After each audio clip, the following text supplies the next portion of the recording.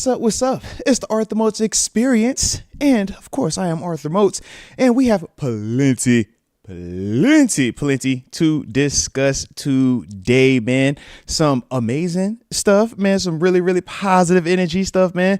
And then obviously we have some not so, positive news that we obviously have to react to and talk about as well, man. But yeah, it's one of them things, man. That's how life gets at times, man. So on the front end, we'll just get all the, the vibes out because, like I said, but we definitely gonna have plenty to discuss, man, as it pertains to free agency. And obviously, we also know that we have the homie TG. That should be actually just hit me, man.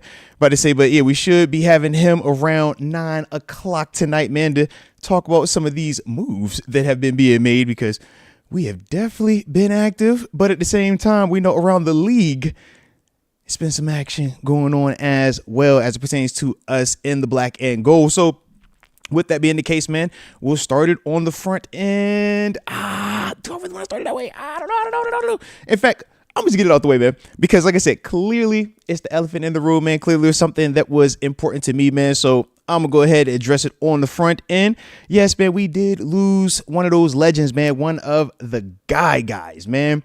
A guy that meant a lot to me individually as well, man, whether we're talking professionally or even off the field, man. So like I said, did want us to, like I said, man, just spend a little time, man, talking a little bit about Wolf and ultimately, him passing away, earlier today, man. 66 years old. Obviously, man, when we talk about Wolf, man, one of those dudes that Steelers lifer, right? True blood or pure blood in this true sense of the word, man, when you're talking about being drafted by the Pittsburgh Steelers back in, was it 1980 out of Syracuse University. But then, man, playing, was it 12 years in the black and gold? And then after, he finished his playing career, transitions to the media side of it, and that's where I got a chance to build the relationship with him, man, both from him covering me, but then obviously as a co-worker, man. When I started working with Steelers Nation Radio back in 2018 when I came back from the Cardinals, that's the guy I've been working with since then, man. And really, like I said, man, it's one of those dudes, man, when you're just talking about being around a guy like him, man, one of those dudes that understands how to liven up the party, man, in terms of always having big energy, man, the big laugh, that ho, it's Big Wolf. But then at the same time, man, it was going to give you real lessons, man, life lessons, stuff like that, man. Plenty of conversations we've had, man, as it pertains to sports. It was always one of my fun or favorite moments, man, or memories, man, whenever I would come into the studio and he's getting ready to finish up his show. We meet in the little waiting area and we're just talking about ball. Hey, man, what you think about this linebacker, man? When you see this type of stuff, what does that look like? And I'm picking his brain about O-line stuff. Hey, Brad, when that dude does this, man, what you thinking over here, man? What's he trying to accomplish? Stuff like that, man. And it always was just fun and truly, humbled by his humility and how, he valued my opinion on certain things, man. I'm like, yo, you're Wolf, like Big Wolf. Come on, man. But to me, man, just the true gold standard, man, in terms of the living your life, man, the right way on and off the field, man, an amazing husband, father. When you think about his legacy and his impact, man, I think about those people, man. I think about the lives he touched, people like myself, countless of my teammates and other guys that he's covered. And even from a fan's perspective, I know a lot of y'all have been on those Steeler cruises and stuff, man. Wolf was one of those guys, man. Been on plenty of those, and a lot of people just love to be around Wolf because he's always the life of the party, man. That's the Craig Wolfley, that we're talking about, man. And like I said, man, it just sucks, man, for, him to pass away, but that is the gift and the curse of life, right? We don't get to have it as long as we want it, but at the same time, man, while you have it, man, you got to cherish it because it is truly beautiful in that sense. So like I said, man, did want to give a, shout out to my man, Craig Wolfley, man, on an amazing life, an impactful life, and, a completed race here on the earth, man. So with that being the case, man, definitely want to drop a moment of silence for Craig Wolfley, man.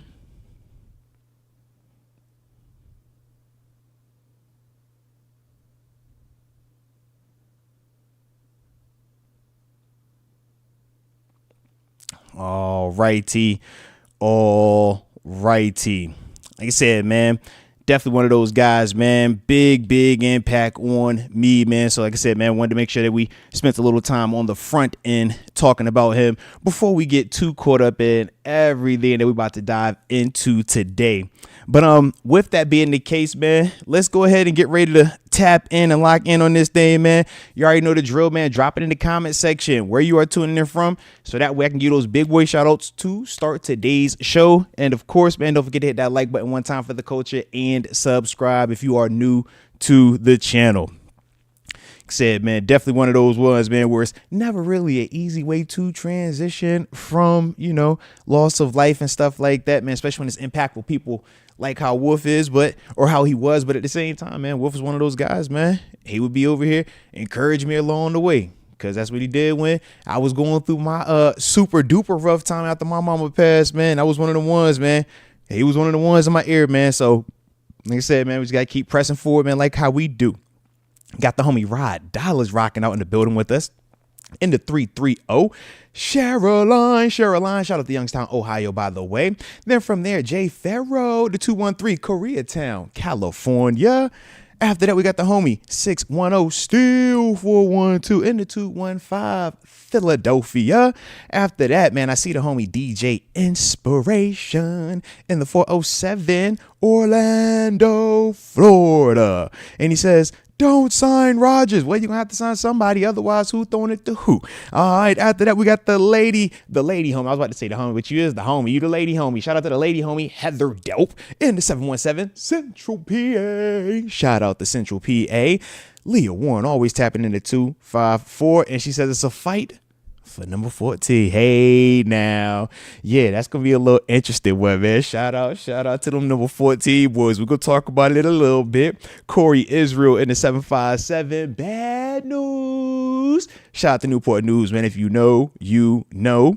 Then let's see. Oh, Dylan Goodson said he's fitting to head to Mars, man. I've been on Mars since I got that call about 8 o'clock this morning. I'm like, hey, bro, why you don't never call me this morning? Oh, that's why you called me this morning. Now you done messed my day up. Yeah. So it's like that, man. It's like that. All right. And my man's just trying to text me some news. I'm going to just tell him, send me the details. I'm live right now. Well, I just say, that's the funny part about TG. TG texted me at 8:08. Like, I'm not on the show at 8 o'clock p.m. Gonna call him at 9 p.m. I'm just like, TG, come on, bro. What we doing here, bro? What we doing? But that's why you need a TG in your life. That's why you need him. Because he's telling me something about my man Najee Harris, all right? So for all my Twitter warriors out there, y'all go out there and find out what he's telling us, and then maybe you can confirm whatever he's trying to educate me on, all right? But he just texts me, Najee, bro, it's Najee. All right, so we shall see. All right? But my man's is over here, man. But yeah, man, it's definitely one of those ones, man. It's an exciting time around the NFL, man. This is the beautiful part about NFL free agency, right? You got the give in terms of, man, who we getting rid of, man, who's getting away. And then we got the bringing them back in. Who's joining the gang? Who we signing? And then the also funny part is people that we had strong opinions about beforehand. Then when they join the squad, you be like, oh, now you still feel that way? Let me hear you say that again now. So this is going to be the interesting part, man. But yes, man. All righty. Well, let me tap in, man. I do see some supers coming in here as well, man. Salute to each and every one of y'all for the super chats, man. Definitely means a lot to your boy over here, man. So let's tap in. And of course, don't forget to hit the like button and subscribe either if you're new to the channel. And I did forget to say it on the front end. We did hit that 50K threshold. Shout out to y'all. Shout out to a lot of y'all new people that just joined the family as well, man. And, for everybody that is rocking out, man, let's keep this thing going to the upper room and higher. But more importantly, man, salute to each and every one of y'all, man, that have joined onto the journey. Gained a lot of y'all last night, man. Shout out to the DK Metcalf vid, all right? So, DK be doing that sometimes. He be doing that sometimes, all right? I'm just glad we got him here. All right, you know how I feel about it, man. All righty. But let's see, man. That boy 23 says, yo, you need to call Deke right now just to ask how he's feeling about Kenny now. Now, listen, man, I did see where Kenny got traded. They sent that boy to Cleveland. I said, boy, it's getting weird. He back in the division. Woo. We go see how that plays out, man. But in terms of Kenny, man, hey, man, it's better to have a job than to not have a job, right? So salute to him on that. But if that's gonna be the starter, hey, man, it's what it is. You know, we ain't tripping. If that's what they're gonna throw out there, we ain't tripping. You know this. But I was a little bit surprised. I was like, all right, okay, all right. DTR, you don't get a chance again. All right. And they sent the 5th. So clearly the Eagles, clearly the Eagles did win that deal because they got player and a pick in return. So I'm just throwing it out there, right? But yeah, man, I was like, all right, I see you, Kenny. I see you, Kenny, back in the division, man. Revenge time. All right. You pulling cases on everybody in the black and gold, in the black and purple, and the black and orange. Yeah. You got to remind them all, KP. You know what I'm saying? Remind them all. For somebody. All right. For somebody out there. Shout out to Kenny Pickett, though, man. But yeah, I was like, oh, that was a little bit surprising, man. Definitely a little bit surprised by that, man. But we shall see how that plays out for Kenny. All right. Let's see, man. Had another super that just popped up in the building from the homie Richard R. Bezo. And he says, does Nick Chubb get more consideration after giving up our 2nd round draft pick? It's a deep class, but a drop off, in my opinion, after running backs probably gone in the 2nd. Then grab running back 3rd late on day 3. So that's the interesting part, man. If you talk to TG about the running back market, he tells you has such a surplus of talent that these dudes you could get 3rd, 4th round. You know what I mean? Maybe even later, the way that he talks about it, because he feels that you might only get one running back to go in the 1st round. He doesn't feel that these running backs or the elite guys are going to go as early, as I can anticipate them going. So if that is the case, then yeah, you're not necessarily pressed about not having that 2nd round pick, because you're feeling that, yeah, I can get one of these guys in the 3rd round. It's so much talent out there. So many running backs out there as well that I can get a guy in that 3rd or even later and feel comfortable with that. Me personally, I don't like that. But at the same time, when we're talking Nick Chubb, we do know that he is only part of the equation if we go that route. If you go Nick Chubb, we obviously know Jalen Warren's coming back with the tender that we sent him. So from there, I still would like to add an additional piece to the equation, but I don't think that,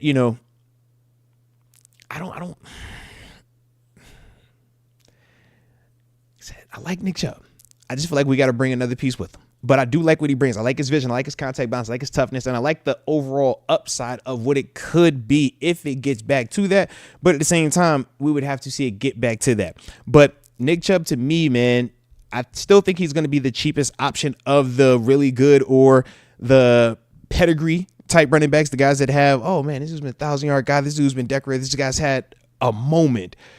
Nick Chubb is going to be the most inexpensive of that group due to the injuries that he sustained most recently. But I also feel like Nick Chubb has the most, if it gets back to the top form of it, where it could be the, most bang for your buck, so to speak, man. So that's the part. But I do like the Jalen Warren element of that. And I just feel like, man, I would want to draft something in addition to, the Nick Chubb, Jalen Warren combo. But trust me, man, I'm definitely a fan of Nick Chubb. And, obviously dropped the film session on him. For those of you, a lot of y'all already checked the Nick Chubb Master Most film session out. But for the new people out there, make sure y'all check that thing out as well, man. All right. Because we do break down some of the things that he still does really well. And this is just what he was doing last season as well, post injury. So you can kind of get a feel for where he's at right now. And also, man, speaking of, just content like that, man, make sure you're checking out the website, arthurmoats.com, man. We're constantly updating that, getting new content and just, information over there. The Instagram channel as well that a lot of y'all have been engaging with as well, man. So salute to y'all over there on Instagram at the Arthur Moats Experience. All right, so shout out to y'all checking that out. And a lot of y'all have been sending in mock drafts. We're going to get back to those, man. It's just free agency right now. It got kind of crazy out here, all right? But a lot of y'all have been, whether you're trying to communicate about the show, man, different ideas, or just reaching out sponsorships and stuff like that, moatswinners@gmail.com. All right, so we definitely appreciate all of the love and support that y'all be sending our way. All right, next up, AJ Martinez, man, brings up, he says this. He says, and the 5th strongest man in the world, represented the mighty U.S. of A.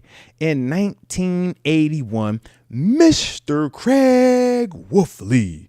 R.I.P. Dang it. A super cool sounding man. I love listening to his comments.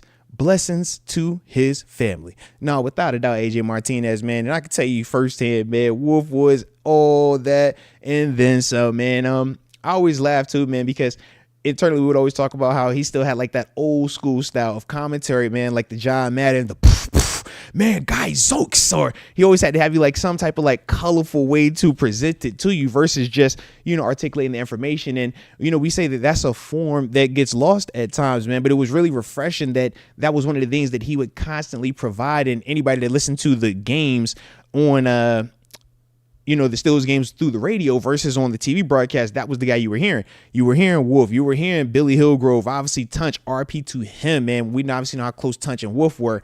And, and now obviously it's Rob King has been the guy doing it with him. But, definitely one of those dudes, man. If you've been watching Steelers football or listening to Steelers football on the radio, man, for the past 20, 30 years, you have heard this guy, this dude, man. He's a part of some of your favorite moments. Heck, I was in here getting ready for the show and they were playing Justin Fields highlights from this past season.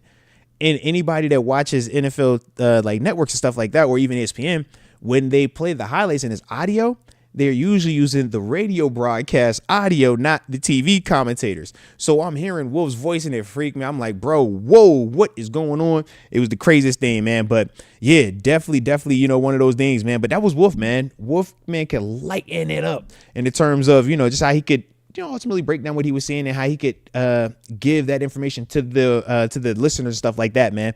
So once again, man, just a true testament to his overall skill and greatness, man, on the microphone. Let's Go UW. Shout out to Let's Go UW. He says, shout out to Wyoming's Allison Fertig, breaking the Mountain West record for career rebounds at 1,152. Now, shout out to Allison Fertig. That's fire. Ton of rebounds. Like how you eating up the glass right there. If you gonna do it to the best of your ability. Love that. Thought you was going somewhere else with that. Let's Go UW, because there was another Wyoming player that had something pretty cool happen to the tune of 6 years, 330 million, 250 million guaranteed. There's something on that one. But shout out to them boys as well. Let's Go UW says, you know what? At this point, get Jameis and play F it. DK or GP is down there somewhere, ball. Just please, no Rodgers or Danny Dirt. Oh, so you're not a fan of Aaron Rodgers and Danny Dimes, but you're of the mindset that you would be open to Jameis Winston. I can understand where you might be coming from a service level standpoint, but yeah, man, I'm taking Aaron Rodgers all day if those are my options, and I'm not thinking twice about it. The thing with Aaron Rodgers is this, man, his off-field, specifically media antics, make the play you look at a little bit less than, because it's like, man, you are just a lot to deal with. But let's not get it twisted now. Aaron Rodgers can still ball. Even last year, he could still do it when he need to do it. Big thing is this with Aaron Rodgers, man. The further removed he is from the Achilles injury, the better his mobility has gotten. That was what we saw at the end of the year versus the beginning of the year. The one thing that stays a constant with Aaron Rodgers as well is this: when he has protection and he has weapons, he still is able to get that ball out at a very, very high level.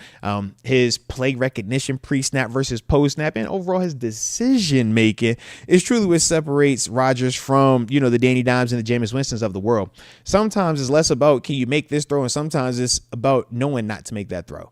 And Aaron Rodgers, even, at this stage of his career, still does that at an elite level in comparison to Jameis Winston and Danny Dimes. Now, like I said, he's a lot. The personality, it's a lot. But to me, I think that, I would much rather go that approach. I would much rather go with Aaron Rodgers.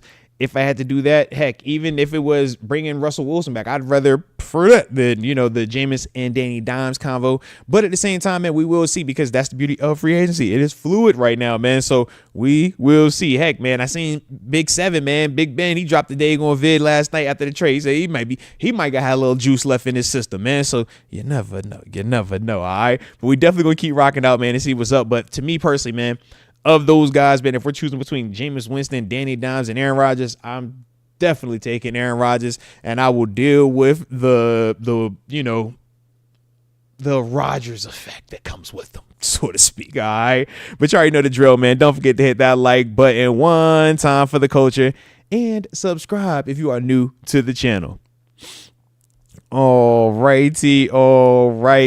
Let's see, man. We got, let's go UW also spinning the block. He says, so Darius Slay, George Pickens, and DK going to be fighting all training camp, aren't they? I mean, shoot, I ain't tripping on that, man. You bring in 3 big boy alphas into the equation, man. Yeah, them dudes, they bought that life, but for a reason, though. I mean, you don't get to this level and have the success that all 3 of those dudes have had without having that edginess, without, having that quote unquote dog in you. And yeah, man, Darius Slay, 1000% got that dog in him, man. And that's the thing I like about him, man. On the defense side, him and JPJ, that's roof, right? But then you talking about DK and GP, roof. I mean, it's got highlight clips of them dudes whooping up on folks, man. Like, that's what I love. Shoo. So yeah, man, you talk about still bringing in high-level dynamic playmaking, but also having that physical element. Yeah, buddy. That is for certain what we get with that move right there, man. So I do like that. Actually, man, let me talk about that for a little bit since we are on the subject, man. In terms of DK, man, obviously we know we made the big boy trade last night. We all went crazy for it. I know I did. I was over here. Shoot, like I said, I was zenned out trying to mind my business. And before I know it, I said, oh, hold on now. This is news. This is big boy news. I got to get about my chair news, right? And rightfully so. But with DK, man, we know absolute monster bully out there on the perimeter, man. The dude that, like I said, man, can run, obviously down the grass dude, man. We don't need a guy. I mean, in the sense of, and let me talk about his route running too, because like I said, not the Deontay Johnson type ultra elite level route runner, but a true X wide receiver. And what I mean is this big play down the grass route runners, man. Your verticals, your comebacks, man, your digs, your deep overs, your post corners. Like, he's giving you all of that. He's giving you the slants, but he's taking your slants. He could take that to the crib. Like, he is in a way what we envision George Pickens evolving to. That is where that's where DK currently is. He is that high level, elite form, physical specimen, can catch with his hands, makes coverages respond to him. If you come out and play single high and you don't have that safety shaded over to his side, you are stupid. That's the type of guy that DK Metcalf is, because not a lot of people out here can play him one-on-one. Think about how teams were trying to guard A.J. Brown with the Eagles, man. That's essentially the same type of caliber player that DK Metcalf is. And it's funny because they were both college teammates, right? But to me, man, when you're talking about DK, that's one of those receivers that makes it a lot easier to play quarterback here, because you do have that ability to just put it up in the air and he makes you right. But he also generates separation because he is big speed. We all know one of my favorite clips, I talked about it, I think it was 2 weeks ago with TG, was him chasing down Buda Baker after the interception in the end zone when he was with the Seahawks and they were playing against the Cardinals. Runs him down 100+ yards, and you see that big boy track speed open up, but that desire to be great, that desire to win, that I hate losing type vibe, man. And that's something that we need. And when you talk about DK, man, he brings that, but also, like I said, man, the ability to go out there and get 200+ receiving yards in a game. Has that ability to go out there and mush somebody, big boy still farm war him you up with that blocking as well. He do all of that, or that's what he does, man. So to me, man, I think that this is huge in terms of what it opens up for at the quarterback position between whoever it's going to be. We know it's not going to be Fields, right? We obviously know that info. We'll talk about that in a little bit. But it's like, man, whoever we're putting out there, I do think that it alleviates a lot of pressure off of them because of DK's ability to make that player right. Now, for GP, man, GP, you got to be on cloud 9 right now. You got a guy that's ultimately going to take a ton of attention off of you. You can't put the number 1 corner on GP because you got to put the number 1 corner on DK. If you put a number 2 corner on DK, he is murdering him. It ain't even close. But we know what GP could do versus number 2 corner as well. So it's like, pick your poison. The other thing I'm excited for is our running game now. Jaylen Warren, bruh.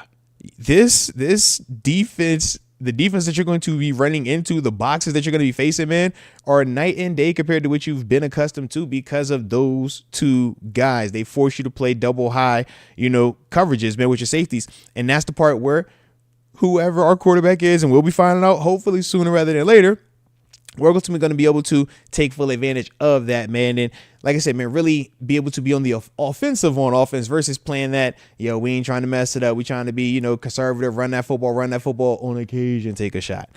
This, to me, is going to be really, really impactful, man.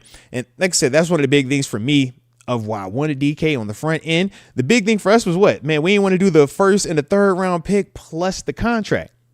Man, when I saw that thing go to just a second round contract, though, that's where it was like, oh, heck yes. What are we waiting on? And clearly Omar Khan was not waiting. He went out there and did the daggone thing, man. But to me, man, that's what you need, man. That's a beautiful, beautiful acquisition right there. And yeah.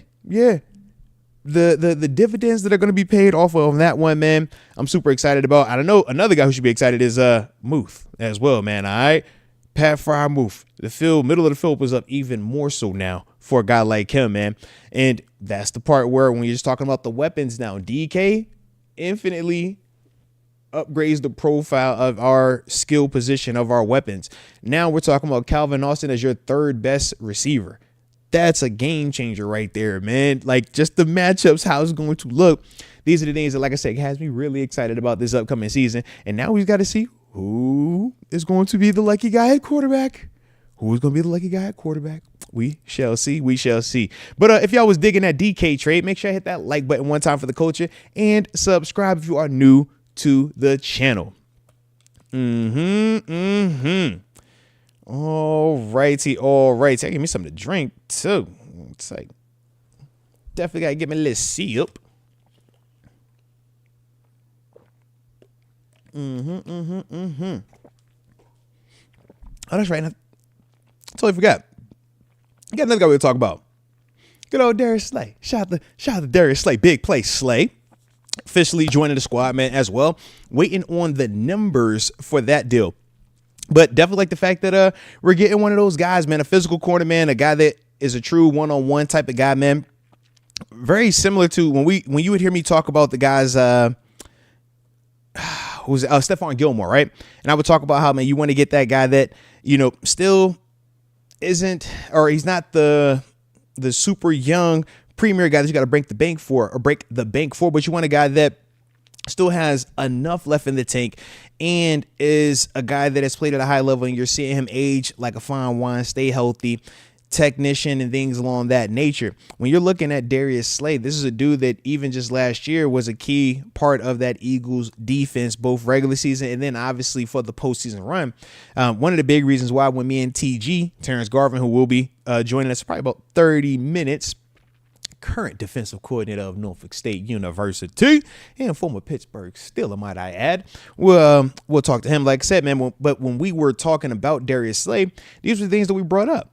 How he checks a ton of those boxes, how he's a physical corner, how he's a corner with attitude, how he's a corner that has done it at the highest level, has done it for a decade plus, and is a dude that guys like JPJ, guys like Corey Trice are going to be able to learn from. They're going to be able to, just take up this wealth of knowledge that Darius Slay is. And I also think that Coach T, man, when you talk about the type of players, man, that Coach T connects with, the type of guys that, are able to really, get here and just hit the ground running. Darius Slay is one of those type of dudes. He gives me the Joe Hayden vibes. Very similar. And this is, like I said, all the stuff we talked about with TG last week, man. I can't wait to hear him and hear how he feels about this move as well, because it does have that Joe Hayden feel. When we brought in Joe, man, obviously when Cleveland released him, it was like, man, you're getting a high level, mercenary type of dude right now. And granted, we, had Joe a little bit longer, but for this Darius Slay move, I'm like, man, he helps our secondary. He helps the Beanie Bishops of the world. He helps the Corey Trice of the world. He helps the JPJs of the world, and whoever else we decide to add to that cornerback room, he helps them. Not just with his on-field practice and his, watching how he details his work, but also watch how he watches film. Watching and just picking his brain about when he would jump certain routes or what he's reading on receivers in man-to-man coverage. These are all the things that benefit the group. Now, like I said, the knock is he's old. was it 34 years old, man. So yeah, when you getting up there, you're getting up there. But when you're looking at the tape just off of last year and specifically that Super Bowl run, and trust me, I'm getting film sessions on everybody. You're going to get a Darius Slade Master Most film session. You're going to get you a DK Metcalf Master Most film session. Of course, we got to drop a Malik Harrison. Can I get some LB love in the building? So yeah, man. Plenty, of that on the way. But yeah, man, when we think about Darius Slade, man, these are all the things that he's going to bring to the table to help out with, like I said, man, our secondary, man, and as these dudes continue to develop, man. So super excited about this move, man. But like I said, man, one of those dudes, man, a vet that's going to help shore up that secondary, man. So if y'all digging Darius Slade, join the squad. Get into that black and gold. Hit that like button one time for the culture. And subscribe if you are new to the channel. All right. Like I said, man, the homie TG. Should be getting up with him in a few, and we are just kicking it, getting after it, man. Got some more supers popping up in here as well, man. So salute to each and every one of y'all.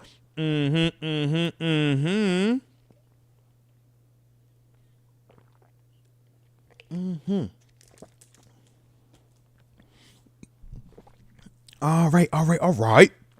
Let's see. Jay Cooler. He says, so many emotions, man. No, facts on that, man. I felt like, man, Steelers Nation the past 24, 48 hours, we've been on this emotional roller coaster.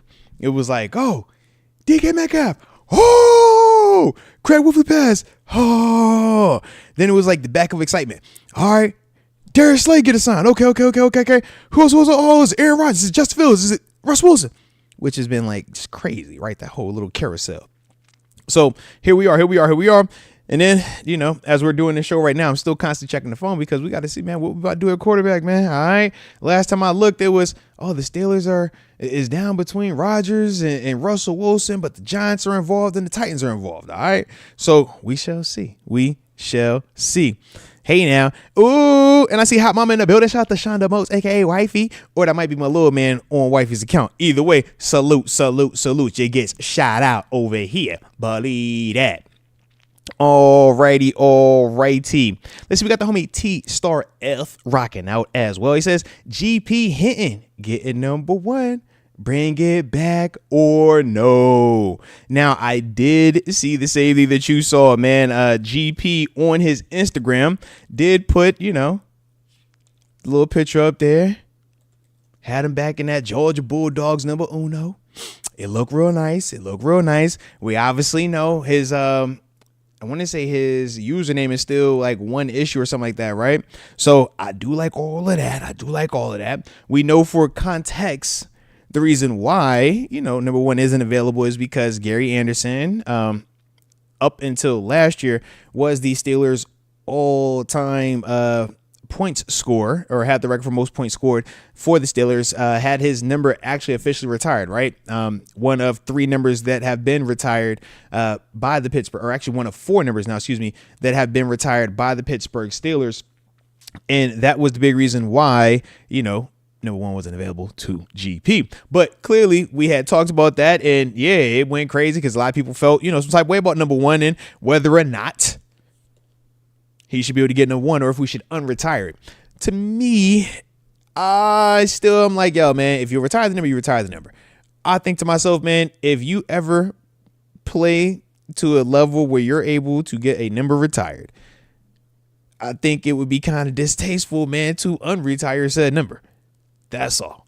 Unless that player said, yeah, man, give him that number. It's like, yo, man, what we doing here? That's just how I look at it, man. But everybody's a little bit different, man. For some people, man, they, are kind of excited about just the optics of GP in number one and what that could do. I'm not a fan of unretiring numbers, especially for, and this is no disrespect to GP, but a player that hasn't even had an All-Pro yet. Like, man, if we're doing that, if we're taking dudes that are, what we would consider God tier to be having a jersey retired or even, being a Hall of Honor type conversation, and we're just willing to just shift it, it's like, hey, bro, that's a lot. So to me, I would give him number 11. I would say, hey, man, Van Jefferson had that, was it last year? He don't got it no more. It's two number ones. All right, so now you can be that. Give him number 11 or give him number 2. All right, that's what I would do. That's just me, though. All right, but yeah, I don't want to just undo a retired number, because if that's the case, man, what happens if, I ain't about to say if it was 7, right? But imagine if that got retired and then 20, 30 years down the line, oh, this cool kid, everybody's excited about him. We really like him. Oh, just unretire somebody. He's like, nah, heck nah, bro. What you talking about? Nah, you can't do it. So that's my only thing, man. I'm just like, no, bro. If the number's retired, the number's retired, man. Their number was retired for a reason. No different than Franco Harris's number, man. We don't want to ever see Franco's number come back in that black and gold, man, because it's retired for a reason, man. Ernie Stottner and obviously Mean Joe Green as well, man. So that's kind of how I look at it, man, especially of the official retired variety, not the we just don't give that number out anymore. I'm talking about the official ones, man. And yeah, unfortunately or fortunately, number 1 is one of the official variety ones, man. So like I said, man, that's just kind of how I look at it. Alrighty. Let's see. Oh, excuse me. Unofficially retired on terms of number 1. But, you know, it's one of them ones, man. It's one of those ones. It's Gary Anderson, man. So shout out, man. Let's see. James Skitka. Shout out to James Skitka. He says, Moats, I'm dreaming. We lost Justin. And we are thinking about Rodgers. And Kenny Pickett is a Brown? Please, Mr. Moats, make it make sense. Thanks as always. Appreciate you. Peace. Yeah, man. Definitely a crazy time with this quarterback carousel situation, whatever you would like to call it right now, man. Definitely one of those ones right now where it is a little bit crazy. When we're thinking about number 1, Justin Fields, clearly that was the dude that, you know, a lot of us, or I know when we talked to TG, man, he was one of the main ones that really wanted Justin Fields back. You know, I was kind of back and forth. I was open to him versus Russ, whichever one. But at the same time, like I didn't have a hard, you know, it has to be this guy, it has to be that guy. But what I will say is this, man, seeing the contract, seeing the numbers, 2 years, $40 million. To me, that's a little bit rich for Justin Fields at this stage, based off of what I had seen. That's just how I feel about it, man. 20 mil per year for a dude that we saw have a 6-game sample size here. That's, I mean, you really banking on it, you know, being that for a while. Not saying that it can't be, and I truly think that it's closer to being that than not. But at the same time, that's a lot that goes into it. And when you start giving a guy $20 million, you're asking him to do and elevate some of the not so good around him. And to me, man, I personally wasn't, you know, so completely on that. And that's part of why I had the stance that I was having with him, man. But like I said, man, I'm happy as heck for him, though, man. 2 years, $40 million, man, getting 20 a year. Big time shout out to him for that, man. I saw him out in Dubai celebrating the way he's supposed to, man. Live your life. Heck yeah, on that. And I mean, you're going into a massive market, man, in terms of playing out there in New York for the Jets. And we wish him nothing but the best, man. I do think, you know, for him, career-wise, is a great opportunity to get back into the spotlight, to get back and show where you can, you know, elevate a franchise. You're going into a scenario very similar to that Bears scenario you went to, and we're going to see, man, if this time could be a little bit different than last time. He does have some familiar faces out there, but you know, we'll see how that plays out for him, though, man. In terms of Rodgers, though, yeah, here we are. And Jaron, not 2 years, 20 million, 2 years, 40 million. He was getting 20 mil per year. Yeah, 20 mil per year, man. So a little bit different. 30 guaranteed up front, man. A little bit different, man. But when we talk about Aaron Rodgers, obviously older, but the most decorated of the group, right? Multiple time MVP, Super Bowl champ, has had a ton of success in this league, man. And like I said, really has been one of those premier marquee stud quarterbacks forever, it feels like. But you know what you deal with when you're talking about Rodgers, man. You got the baggage, you got the personality, you got the hair that comes with him. And is he in the darkness or is he not in the darkness?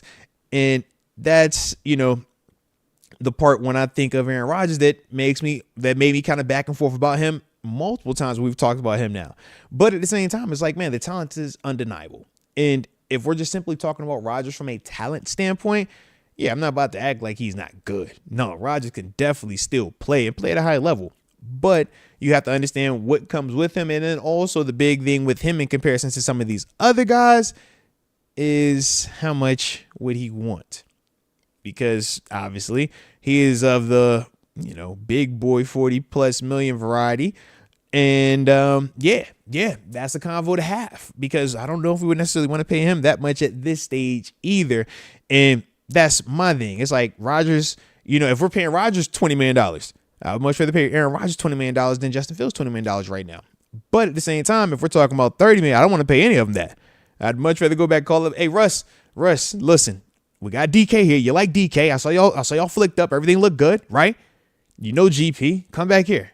Can you do it for 15? Like, I'd much rather do that. That's just me personally, though. And then, Kenny to the Browns, man. He got a chance to start out there, bro. Think about it, man. Deshaun Watson banged up, hurt, jacked up. He ain't doing nothing. Man, that's a dud for the whole year, man. In terms of him coming back, Achilles to another Achilles. Yeah, that's a dud right there, man. So Kenny's probably going to get some opportunities out there, man.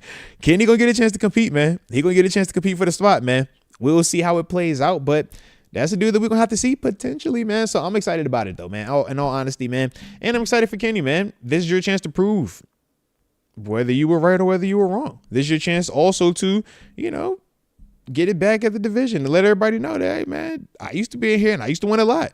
He did have success in here with the squad. So I get to show that I'm back, and we'll see how that goes from there, man. But yeah, man. Definitely a crazy time, James Skicker. What a time. What a time. I like it, Richard Arbizo. Oh, Pickett, he drops back. He's looking left.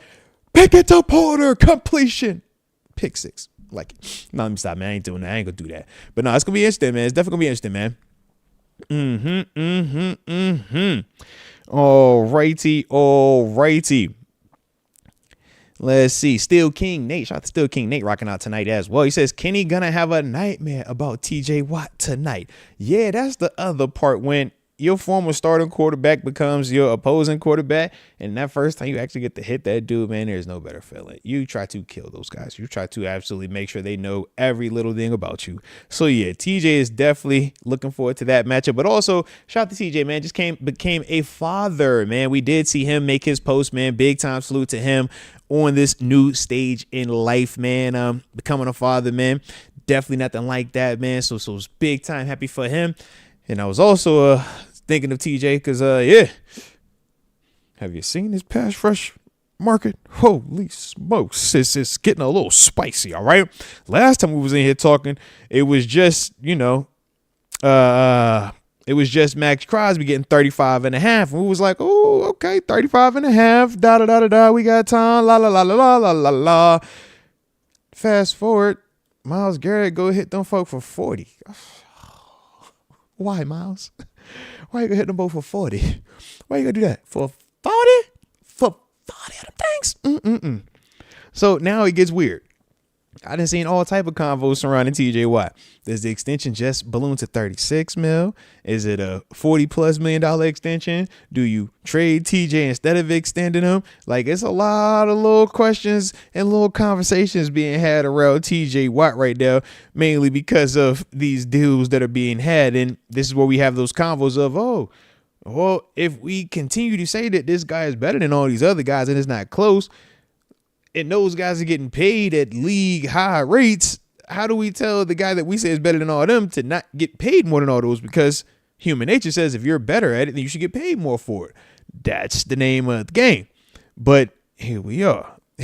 So, yeah, man, definitely a scenario right now where I'm just like, oh, all right, we'll see how this one plays out. Hopefully he's feeling generous and he doesn't want to take all. But if it's TJ and he wants to get his money, he for certain should get his money. That's, the other part. So we're going to find out. But I'm like, I thought he took less on the first deal when he took 28 per year versus getting the 30+ per year. Now we're about to say, man, how much less are you willing to take again? Because it does need to be a pay bump. But yeah, you can see how, we getting a little weird right now. Getting a little weird in there. But to me, man, in terms of TJ's overall talent, yes, it's there. The production is there. The questions are, all right, how is he going to continue to age? And if you give him 35 million, 36 million, or even 40 million, right? Is he still that type of force multiplier where he can account for, the play of 3 other $10 million edge rushers or $10 million players, right? That's the real question, man. To me, I think TJ still plays at that type of level, man. I think he still is that great. But at the same time, I could definitely understand the pause for the cause and the deep, dark pause in conversation, triple thinking about it, double, triple checking on your work before committing to a deal of that magnitude as well, man. But it's definitely, getting a little spicy with how those numbers are continuing to balloon. And we still know Micah Parsons has to get his deal done as well. And that's the other part we will see. All right. Because I personally feel like Mike is definitely going to try to push that market even more. If Myles Garrett getting 40, I think he's going to 141. And we'll obviously see how that plays out. Now, we did sign somebody in the midst of all of that, Malik Harrison. All right. Malik Harrison, for those that say, oh man, that name sounds familiar. It should sound familiar. He played for the Baltimore Ravens. He's been out there the past 5 years now. Was drafted to the Ravens out of Ohio State in the 3rd round 2020 NFL draft. But yeah, man, when you're talking about Malik Harrison, definitely to me the Landon Roberts replacement. 6'3", 255, big body, downhill thumper. He's going to hit you in the mouth, man. Physical, heavy-handed. Does a good job taking off double teams, man, getting off blockers or getting down here to get those blockers down. And then I would also say, man, does a really good job of tackling. And I think that's the thing for him that, how he was utilized in Baltimore. He was a part of the it was obviously Trenton Simpson and Roquan Smith initially. Trenton, I want to say, got hurt. And that was ultimately what opened the door for Malik to get a lot more opportunities out there. Struggles in coverage. Not the most prolific blitzer in terms of, generating a ton of sacks or even QB hits for that manner. But at the same time, man, this will be an increase in opportunity for him as well, because he does have more special teams background than he does true starting linebacker background. But just for context, man, last year coming off of played in 15 games, 7 starts. He had 54 combined tackles, 2 sacks. He had 3 tackles for loss and 3 QB hits. Definitely his most productive season as a professional. His next most productive season would have been his rookie year, where he had 44 tackles, 1 tackle for loss in that process as well. All right. But like I said, man, played 5 seasons in the league, has been in Baltimore throughout that whole process, played in their postseason games as well. So you definitely like that part in terms of his availability, in terms of, the physical nature that he brings in, the tackling, stuff like that. But at the same time, different style of linebacker, Malik Harrison, different style of linebacker than Patrick Queen, than Peyton Wilson. Like I said, definitely more of a Landon Roberts type. And we will see with Erod, because I want to say Landon Roberts right now, I didn't see he signed anywhere prior to me starting the show. So we could obviously see, what transpires with him as well, man, in terms of does that potentially come back here, man. We will see. But in terms of Malik Harrison, man, I do like the thumping nature of it. And I do like the, answering or filling a hole that is there because of one guy leaving in free agency, while still being able to complement the dynamic athletes that we do have also in there by way of Patrick Queen and Peyton Wilson. All right. So definitely dig in that, man. But like I said, man, shout out to Malik Harrison though, man. Like I said, good player. So with that though, we will see what he does, man. In terms of his deal, he did a 2 for $10 million deal. 5 per year is what he's going to be bringing in. So like I said, man, didn't break the bank, but in terms of his overall check, we'll still say good money with that, man. And that's the other part where I was like, man, when I saw that number, made me think that, okay, maybe you offered that to E-Rob and, he fancied it that, he could get more out there. I mean, you look at some of these dudes getting paid, man. There's some dudes out here getting some checks, man. So I don't hate anybody going out there and testing the market. I don't hate anybody going out there and seeing what they could get out there on that open market. Because, yeah, these numbers is numbering. That's all I'm saying. These numbers are numbering, okay? Shout out. But yeah, man, we gotta see what's up with this quarterback scenario. Let me check my joint real quick, man. All right, let me see if there's any updates. Any updates on my Steelers quarterback scenario, man? Because I know y'all are gonna tell me y'all too busy having a good time hitting the like button and subscribing and stuff to let me know if we didn't sign the quarterback yet. And go, I see Josh Dobbs then got picked up. Shout out to my dog Dobbs going over to New England. Okay. Let me see. We ain't got nothing else, man. I need to know what's going on. All right, I need to know. Sheesh. Is it Rodgers? Is it Russ? I know it's no Sam Darnold. That's all in Seattle now. We seen that. Come on, man. Nope. All right. So we still chilling right now. Still just chilling right now. And it's looking like we got some Najee and Chargers heating up as well. Okay. All right. So like I said, man, we're gonna keep monitoring it. We're gonna keep checking it out and seeing what's going on, man. That's what we're gonna do. That is what we're going to do. But yeah, I'm with you, Steelers Girls 517. This is very nerve-wracking, man. I've been trying to just vibe out. I wanted my day to be completely chill, right? Because it's my birthday week. Turned 37 on Friday. Can't wait. March the 14th. Let's get it. All right. So I was trying to just vibe out, but us not having a quarterback right now, it's getting in the way of my vibe session, okay? And as I'm seeing all these other people get, new deals, new money and stuff like that, I'm just like, all right, can we at least get that quarterback? Like, if I could go to sleep knowing who our quarterback is, I think the rest of my week is A1 day one. You dig what I'm saying? I got DK. I told y'all I wanted a receiver. That was literally the first thing I said when the season ended. We lost in that playoff game versus the Ravens. I come up here and I say, man, I'm going to get a wide receiver. I don't care if I got to trade for one. I don't care if I got to spend the most in free agency. I want a wide receiver. We got that. So I just need to know who my quarterback is going to be. Once I know my quarterback, I'm good. But I need to know. I definitely need to know. All right.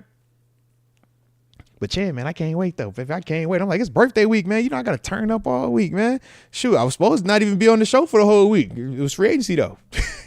I'm old school. I take the whole week off for the birthday. That's my job. That's my energy. Heck yeah, man. Heck yeah. I mean, you only turn 37 once, right? And if I don't celebrate my birthday like a son of a gun, who gonna celebrate my birthday like a son of a gun? Y'all can't celebrate my birthday the way I can celebrate my birthday, so I just figured I was gonna turn it on up, man. But here we are. Yeah, man. 900 Juice at it. Birthday on Wednesday. Okay. Salute. Let's get it, man. Hey, Ep.668 got a birthday on Saturday. Shout out to all my Pisces in the building. Shout out to my March babies in the building. Yeah. Mike Hood said his birthday is his birthday week too. Let's get it. I even threw my green on because it's St. Patty's Day coming up as well. And me selfishly, I always tell myself, man, hey, your birthday is the beginning of St. Patty's weekend. You start the party off, all right? So that's why I got my green on. Hey, it's Tony Nugent's birthday today, so happy birthday to you, Tony. And Theo Burrow had a birthday on Monday. Let's get it. Shout out to your birthday coming up on Monday. Kevin Reed had a birthday on the 4th. I'm telling you, man, ain't nothing like the March birthdays, baby. If you know, all right? I'm celebrating. I'm telling you already, man, all right? Feeling good about it, man. Pisces in the building, all right? Team Water Sign, baby. 900 Juice said he got the big 40. Oh, okay, respect. I look forward to the day. And Hannibal says, man, Pisces got to celebrate the whole month. Big facts. You already know that. All righty. Let's get back into the saddle, man. Shout out to y'all in these super chats, man. I do see y'all popping off, man, and showing major love from the heart. Appreciate you. Justin Gordon says, what does it take to get back, or what does it take to get back in the second round? I mean, these things you can trade George Pickens. I ain't saying we do that, but you could do that. You could trade TJ Watt, right? All those things get you back in the second round, man, easily. Or you could do the whole, let me package something late or a player in a late pick to get you back in that second round. That's if you truly want to recoup that pick. If you need that pick that bad, those are the ways you can go for it. Me personally, I'm kind of cool with that. No second round pick. I'm kind of cool with it. I ain't tripping on that at all, man. But I'm also interested to see, because we should have some comp situations coming back to us. When you look at Dan Moore's contract, we should get $82 million, right? That's a big boy deal. And shout out to Big Dan, man. Dan Moore breaking the bank, man. Like I said, feel how you want to feel about him. Just simply ask yourself, man, if other players were to hit the market, would they be able to recoup that type of contract, that type of deal? The answer is a hard no, man. So shout out to Dan Moore, man. The true rags to riches from an NFL standpoint story, man. Coming as a 4th rounder, getting out the mud, man. But yeah, 4 years was it $82 million what he got? 50 guaranteed, $30 million the first year. I say shout out, Dan. You let people talk bad about you all you want, man. Hey, you go spend all your money. All right, enjoy all that. enjoy it all. You don't even got to spend it all, but enjoy it all. All right, because you definitely earned it, man. Salute to Dan Moore, though, man. But yeah, so we should be getting some comp picks coming back, though, because of guys like him. Obviously, I think who else signed a nice deal? Well, Justin Fields, we talked about him, right? 2 years, $40 million. That's another deal that was pretty good. So Dante Jackson got like a 2 for 13 somewhere. And who else are we missing? I feel like somebody else has it might be somebody else, man, that might have another deal coming in as well, man. But yeah, so for compensation the comp picks that we should receive back should be nice. We should get maybe a third and a fourth type concept. You know what I mean? If we're doing that, I'm not as pressed about that second round pick or recouping it, because obviously now we're still talking about shooting twice in the third or shooting twice in the fourth. Or if you want to package any of that and move up potentially into the second, you have another alternative that way. So like I said, man, we do got some flexibility with that though, Justin Gordon. Hannibal says R.I.P. to Wolf and condolences to his family. Now, big facts on that. It says, my son asked me this question. I'm not sure of the answer. Do the signing bonuses count against the salary cap, or is that something teams can pay out of their own coffers? Yeah, so good question. Great question. Yeah, the salary signing bonus is different. Signing bonus, you have the flexibility to expand over X amount of years or the duration of the contract. So the cheat code is, when you see these big deals, heavy on the signing bonus, and then look at the base salary. Look at the base salary year one. So the way they'll structure it, you'll get a signing bonus. It could be $20 million, right? But your base salary is only $1 million. So only that $1 million counts against the cap for that season. And they have the flexibility to spend to disperse the $20 million in signing bonus over the duration of the contract. Some people, man, if it's a smaller signing bonus, you'll just throw it out there on the first year of the deal and just get it out the way. Others, when it's more robust, you spread it out. But that's where you see people run into the issue of, if you cut a guy 3 years into the deal where you have dead money, it's because they have already paid that guy that signing bonus.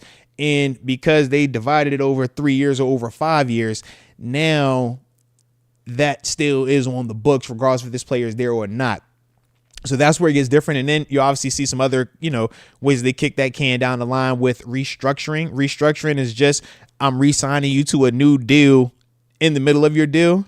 And now the new money I'm giving you is in the form of a signing bonus. And we're going to distribute that, or we're going to divide that up over the next couple of years of the contract. All right. So that's all that is. But yeah, great question, man. And that's ultimately how that works. So yeah, shout out to the cap gurus out there though, man. And the, the wizardry that does take place as it pertains to signing bonuses and just trying to be more flexible. So yeah, that's where you can get contract extensions, and an extension, even though the number is larger, it helps your roster or helps your salary cap in the interim versus, not signing a guy because you're saying, man, we only got, $5 million in salary cap space. It's like, man, when you get this dude the extension and you give him a big signing bonus, you might in turn lower your per, year. You might lower what you owe in terms of salary cap, because now you're able to kick that can down the line in terms of what you're going to be paying that guy on the books because of the signing bonus. So like I said, man, long answer short, that's how it works though. But shout out to you, Hannibal.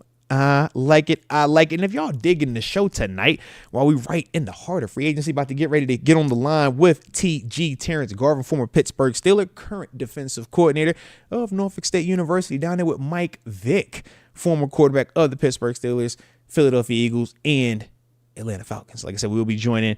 He will be tapping in with us at 9:00, man. Shout out to Terence Garvin. All righty. Mike Hood, he says, salute, Mr. Moats. Preferred Justin Fields. Now we get an old dog and need to draft after one. Trade back, pick up or Howard. Salute the GOAT. Nah, man, it's going to be interesting, man. This is the pros and cons to the approach that the Steelers take as it pertains to negotiations, man. And just when they want to put more urgency into it, they do like to wait until it gets closer to the deadline, which is what a lot of people talk about doing. All right. The best deals, or the deals get done when it's close to the time. But you also run the risk of now you're allowing the emotional element to play a factor. You're allowing the human nature to play a factor in it.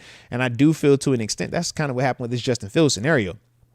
You wait too long to the point where now he's received interest from other places. He's also had to endure, even more months now of you not committing to him, you not telling him what he wants to hear.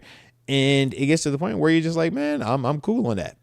And I think that, when you throw that money in there the way that the Jets did, I don't know how close the Steelers offer was, but it's like, man, you're not even open to certain conversations by the time it gets to this point, because you're saying to yourself, you had 2 months in advance to talk to me and exclusively me.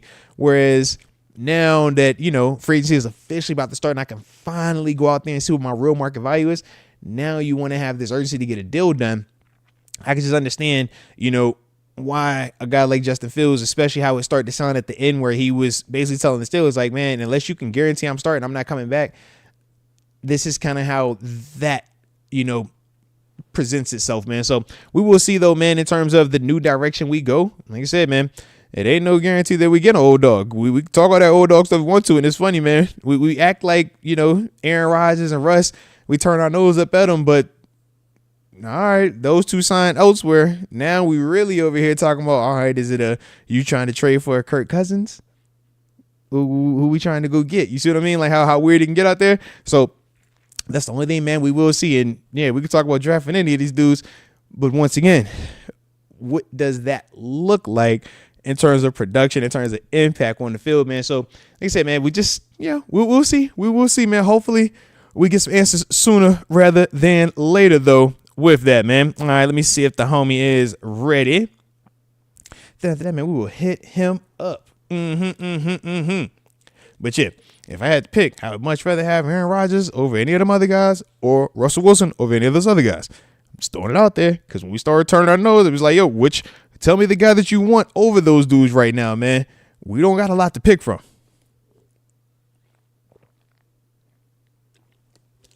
How about I say, did y'all want to give Sam Darnold $40 million? Seeing where Geno got traded. I was a little upset about that one. Y'all know I wanted Geno too. But they said that he was offered $40 million and he turned it down. I said, ain't trying to do that now. I ain't trying to pay on that. The Malik says you should bring in Mason Rudolph. I mean, he can come back here, sure. I got a chance to see him when he was in Tennessee playing against Buffalo, man. Tennessee playing a couple games. I don't feel as strong about him just coming back and being QB1 as maybe the field does. But I can understand it, though. I can definitely understand it, man. He did have some moments here, especially towards the end of it, man. But I just, like I said, I saw a little bit more this year, and it didn't look the way that I wanted to look. That's all. Oh, all right.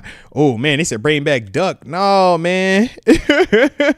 Oh, Lord. We're getting dicey, man. We're getting dicey. Like I said, for me, man, Russ is cheap. Rodgers, I don't know what the number is. But outside of that, it's like, yeah, we got to go to the draft. And now I think it becomes a different conversation if you miss out on Russ and you miss out on Rodgers. When you go to that draft, I think now you put yourself in a little bit more of a bind. Definitely not trying to do the whole Danny Dimes thing either, though. Definitely not trying to do that. But that's cheaper. It's another cheaper option. But you catch what we're saying. Like, we're getting down to the remnants of this here situation. Okay? All right. Richard R. Bezo also says Kyle McCord or Will Howard should be on our mid-round draft boards. I mean, trust me, those names are up there. But I think there's a difference between a name being on a draft board and us being optimistic about a player and a player being able to come here and win football games at the national football level and consistently take care of the ball, not turn it over, execute, lead men. Yeah. You bring it up mid-round, guys. Me personally, I don't have a lot of belief in that. Me personally, I become real skeptical about that taking place a year one just because I haven't seen a lot of examples to support that, especially out of the mid rounds. And I think that we still have a team that is very much capable of competing. I think we have a team that is very much closer to getting back to the Lombardi than not. And we already saw that even with just the carousel of quarterback play we've had, but yet constantly still getting that 9-10 wins playoffs. We know that, man, we needed a couple big pieces. DK is that first big piece. The next big piece, quarterback. But once we figure that part out, man, we right back in that convo of where we want to be, man. So we really do got to figure that out, though. What we going to do there? What we going to do? But, yeah. I'm trying to think. Who's some other options we could do? Maybe we'll go trade for somebody. It might be getting a trade. We might be on the cusp of go trade for your quarterback time, man. All right. And if that is the case, I ain't tripping. But we got to figure out something, though. And soon. Okay? Because a lot of these dudes are getting off the market, man. And before you know it, like I said, man, we don't want to be the one at the dance with nobody to dance with because we was over there talking about, nah, I don't want that one. Nope, not that one either. No, I don't want that one over there either. I'm waiting on, no. And then, we get stuck. We ain't trying to be that. All right? But let's get ready to tap in with the homie, TG. All righty. Call up my dog and dim. And y'all already know the drill too. Hit that like button one time for the culture and subscribe if you are new to the channel. Hello. Yeah, what it do? Ladies and gents, boys and girls, children of all ages, we joined right now by that man, that myth, that legend, that Pittsburgh Steelers alum, the West Virginia Mountaineer alum. I heard it's almost heaven there also. Almost heaven. A lot of people say it too, bro. A lot of people be saying that, bro. Come on, fam. But also, he was my locker mate, one half of the locker mates, and the current defensive coordinator of the Norfolk State University Spartans. Behold the green and the gold. I'm talking about that one and only Terence Garvin. TG. Hey, listen, man, we signed hey, we got DK. No, TG. Yeah. What about DK? What about TG? Oh, all right, bro, I can't make this up, man. You know how the people get, man. You know the people get crazy for you, man. Man. Shout out to my dog. Shout out to my dog. We in here. Shout out to my dog, man. We here. Look, I was trying to, calm the people down, but they gotta hear from you. They've been saying, we want to know how TG feels about DK Metcalf officially joining the black and the gold. What is your energy? How you living? Yeah. How you love it? I think you gotta love it, man. That's a lot. That's a big play. That's a mentality. That's a weapon. That's somebody you can take. I can take that slant 60, on both sides now. Mm-hmm. Like, I can throw it up, and I got action on both sides. I got big speed on both sides. Like, it's a lot of weapons. That's a weapon. That's a major weapon. I think it's worth the trade. I think he is a second round pick. I think he is a proven pick. Game changer, playmaker. Is he a mutant? Is he a mutant? Yeah, that's a mutant. Let's get it. Heck yeah on that, man. About to say, man, and it was funny too, bro, because, obviously this is a dude that we were just talking about last week, man. We were talking about, if you trade for a guy like that, type of potential he has, type of impact that brings, but ultimately the ask was the issue. When we last talked, it was a first and a third plus new contract. Probably a day after that, it drops down to a second, and I think everybody was on the same energy. Yeah, that's the one you go get right there. That's the one you go get, right? Yeah, go get that one. Go get that one right there. That make a lot of sense. Come on now. I think that's a good trade. I think that's a win, Well, I was going to ask, how do you feel about the contract, though? I mean, because we about to be paying that man, not this year, but next year, 30 a year. Yeah, I think 9 QB too. I think it tells GP tighten up though. Ooh, I think it says you're not guaranteed to get paid in here if you keep acting a certain way. Like, come be mature. Because I'm like, 30 is a lot. That's a lot. Yeah, come do what you're supposed to do. It kind of says that's my receiver one that I was looking for. Like, that's like, we love you. Like, you're, fair blood. We said we thought you could drive the car, but you know what? I'm tired of waiting on you, so I went and I got me a real driver. I got me a guy that everybody know he could drive now. You know, man. Like I got the real. I mean, because that's the one. I was gonna say, because to an extent, isn't DK what we anticipate or what we hope GP can develop into? It's like, yo, put another 10 of muscle on and go out there and be that. Yeah. Come on.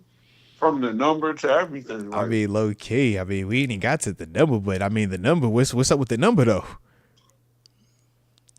I think DK get the number. If you want the number. It's like, what we doing with the number? I mean, with the crib, man, we got the GP jersey already in stock, man. Little man was like, Dad, am I good on this? I think he makes it easy for him. I think somebody just makes it easy. You saw he I don't know. It was cryptic. He threw the jersey up with the Georgia Bulldogs 1 on it. I'm like, all right, are you saying that you cool with moving off of your number? Or is this just you just throwing a smoke screen? You just trying to, throw us off your trail? What's going on here, man? Because is one retired though? Unofficially, officially. You know how that go. It's like, yeah, it's unofficially, officially. It's the way that it's talked about. It's kind of like 12.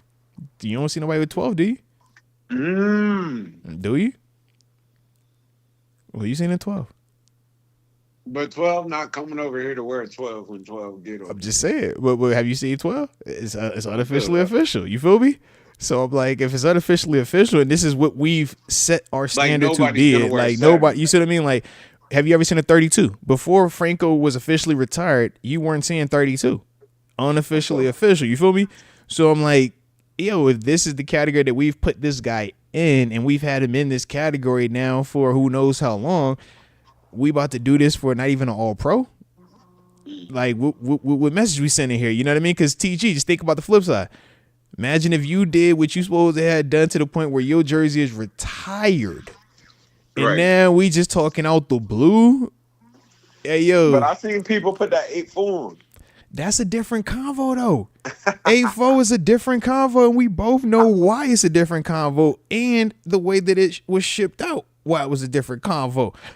We ain't talking about them dudes that I brought up like that because them are just older legends that we in our generation, we haven't been alive to like witness those moments. But for the people that were alive, it's like, yo, they stand on that. So that's what I'm just trying to figure out. Like, man, I think you start, going down a weird path when you start unretiring stuff that we saying is off limits. And it's not even on no. I could see if DK was the one coming and asking for it. I'm like, at least you gave him $5 for $150. But I'm like, man, we just doing it just cause. Like, I think that's tough. That's all. DK might come in here on the bigger man type. It's not even about that. It ain't though. It's about that off the field stuff. Like 14 might be a brand. It might be. You see what I mean? Yeah. Well, for DK. Jersey sales wise, his 14 has sold more than GP's 14. It's not like, trying to be like shading that, but it's just like we know DK's brand as it's DK. You know DK is, bro. Come on, man. So yeah. So like I mean, like I get that part of it. It's kind of like Russ with number 3. It's like, yo, that's his brand. Like, you know what I mean? Like it's a Nike shirt. You be like, is that a 3? It's an R3. Yeah, it's Russ's Nike shirt. You feel me? Like, yeah. So that's what they like. I just with DK, I'm like, he could be locked in on that 14 like that. That's what DK's a brand. It's DK, bro. That's a Megatron. It's DK. Like, DK is the final form of what we want. Like, that's why you pay it $150. That's why you got to go out there and trade for it. That's why you got to do all the different days to get it. I get it. Now, so we will see. We will see, man. Unless DK could go single digit, though. DK could be the one that, because maybe he'll go 2. Go 2, 3. Is 4 available? 4 might be available right now. 5 now. Yeah. Then GP might got to go there. Or let GP go 11 or let GP go 2. I'm like, yo, you got some flexibility, guys. You got some flexibility. We'll be okay. Yeah. And look, if that's the only issue that we have between GP and DK, I think it's a great year. I think it's a great year. That's all we worried about. I think it's a great time, bro.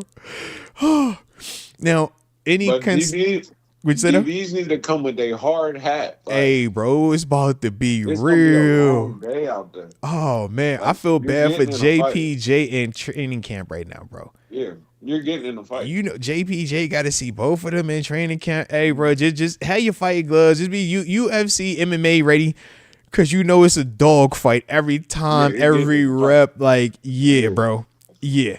Mhm. What I say? But yeah, now any. He gonna make that feel like Ole Miss. Oh Like, he yeah. gonna make it feel like him and look like AJ Brownish. Like, Mm-hmm. No facts on that. you know, Facts. he gonna make it feel like that. Like, Facts. man, the Bass Brothers is back. Like, Mm-hmm. Big physical bully ball on the perimeter, man. Yeah. yeah, Absolutely. throw it up. Absolutely. Now, I did want to ask, man, how did you feel about the overall contract, though, man? Do you feel like we overpaid, or you feel like this is good money well spent? Second round draft pick, along with the 5-year, $150 million deal. Is that too much? What's that a year? How much we paying? Like I said, about 30 a year. Let me. I make sure I get the hard detail, hard facts for you. You know what I'm saying? Yeah, 30 right on the nose, though, baby. 30 right on the nose. And what did Jefferson get over there? Jefferson got. Let me pull his up.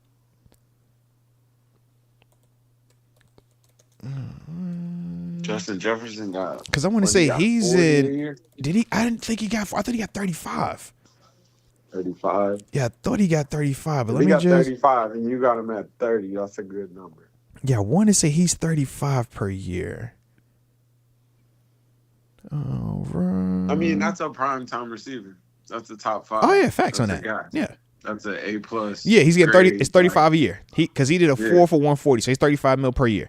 So you pay for that. yeah, so that's my thing. I'm like, yo, you Cost of pay the for cost, it. but you pay for Hey, it's the that. cost doing business, man.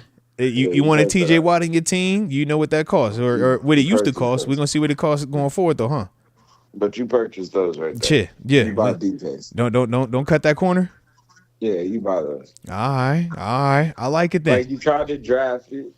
Essentially, you drafted it a little bit. You buy those. If you can buy those, you buy those. Mm-hmm. You know what it is. Mm-hmm. That makes it easier on the quarterback. 1,000%. That's my whole thing. I'm like, man, you have essentially like lightened the load of whoever plays quarterback for us, because you got two weapons where you can literally, in terms of front shoulder or back shoulder, put it in the vicinity, and those are the dudes that go up there and make plays, man. Yeah, that's So- a tough day, man. Because like, you can't double both of them. And think about this. Whoever get that running back spot, it's gonna be a hot spot. And Like, they're gonna look like a genius. Facts. It's the Chase Yeah. Brown effect. The same way Chase Brown was cooking folk in Cincinnati this past year, that's what's gonna look like. I'm looking at Jalen Warren and whoever the extra RB is, and I'm looking at Muth, and I'm like, yo, y'all about to eat, because you gonna have to stay too high. You gonna have to. It's like, yo, you gonna put your number 1 corner on DK and you putting the number 2 on GP? Yeah, that's a long day. What? All right. It's a long day. GP over there licking his fingers like, oh man, I'm about to break the bank, man. I'm about to get paid. Heck yeah. Yeah, that's a tough day, man. Heck yeah, Like, man. honestly, that's a tough day. Seriously, that's a tough day. Like, you gotta have your mind right for that. Yo. So that's my thing, man. That's my thing with that one, man. All right. Now, I did also have to ask you, though, man, because I saw you was texting me about it, and I'm trying to see if we can get it officially confirmed. Yeah. But you know what I'm talking about, that Najee situation, man. It looks like he's charges. I'm trying to see if it's official. The numbers, 1 year, $9.25 million, or it's up to $9.25 million. How you feeling about that? Najee Harris, crazy? 1 year, $9.25 million. You know what's crazy? And I know this might sound really bad. I love Najee on the Chargers. Like, I think I do that's a too. good I think it's a spot. great move for him. I Absolutely. think that's a great think it's a great move for I think the style that Harbaugh like to run is his type more style. And he's know? he's a more healthier physical back than J.K. Dobbins is also. Mhm. So it's And like go a West Coast. sustainable element in there as well, man. Yeah. Mhm. I like that spot. I think everything about that fit. I think that's him. Yeah, and it's up to 9.5, so it's not even fully guaranteed. I know there's gonna be some incentives in there or something like that. You know what I mean? So, yeah, I like him with the Chargers. yeah, I like him with the Chargers. I think he'll help that team. That's a good team. It's not a loud program. That's No, a it's not. not to say that's a Najee type program. Like, he'll be really well out there. He's a nice player. Like, he's gonna be a superstar. And Najee also doesn't want to deal with all the nonsense that comes with certain big media markets. He don't bring all that nonsense. Yeah, and even though Chargers are in LA, they're not as loud as Rams. They're not. Mm-hmm. Like the Clippers, like, it's not all that, but it's a good. That's a good program. He'll do well out there. Like, he's a really good player. He's a good player. You know. No, I like it for him. I definitely like that for him. I like it for him. How you feel about the money though, man? You ain't want us to do that, or you was cool and us not doing that? I just don't think. I think he had to hit the market and see what that was going to be. I'm glad you said it that way.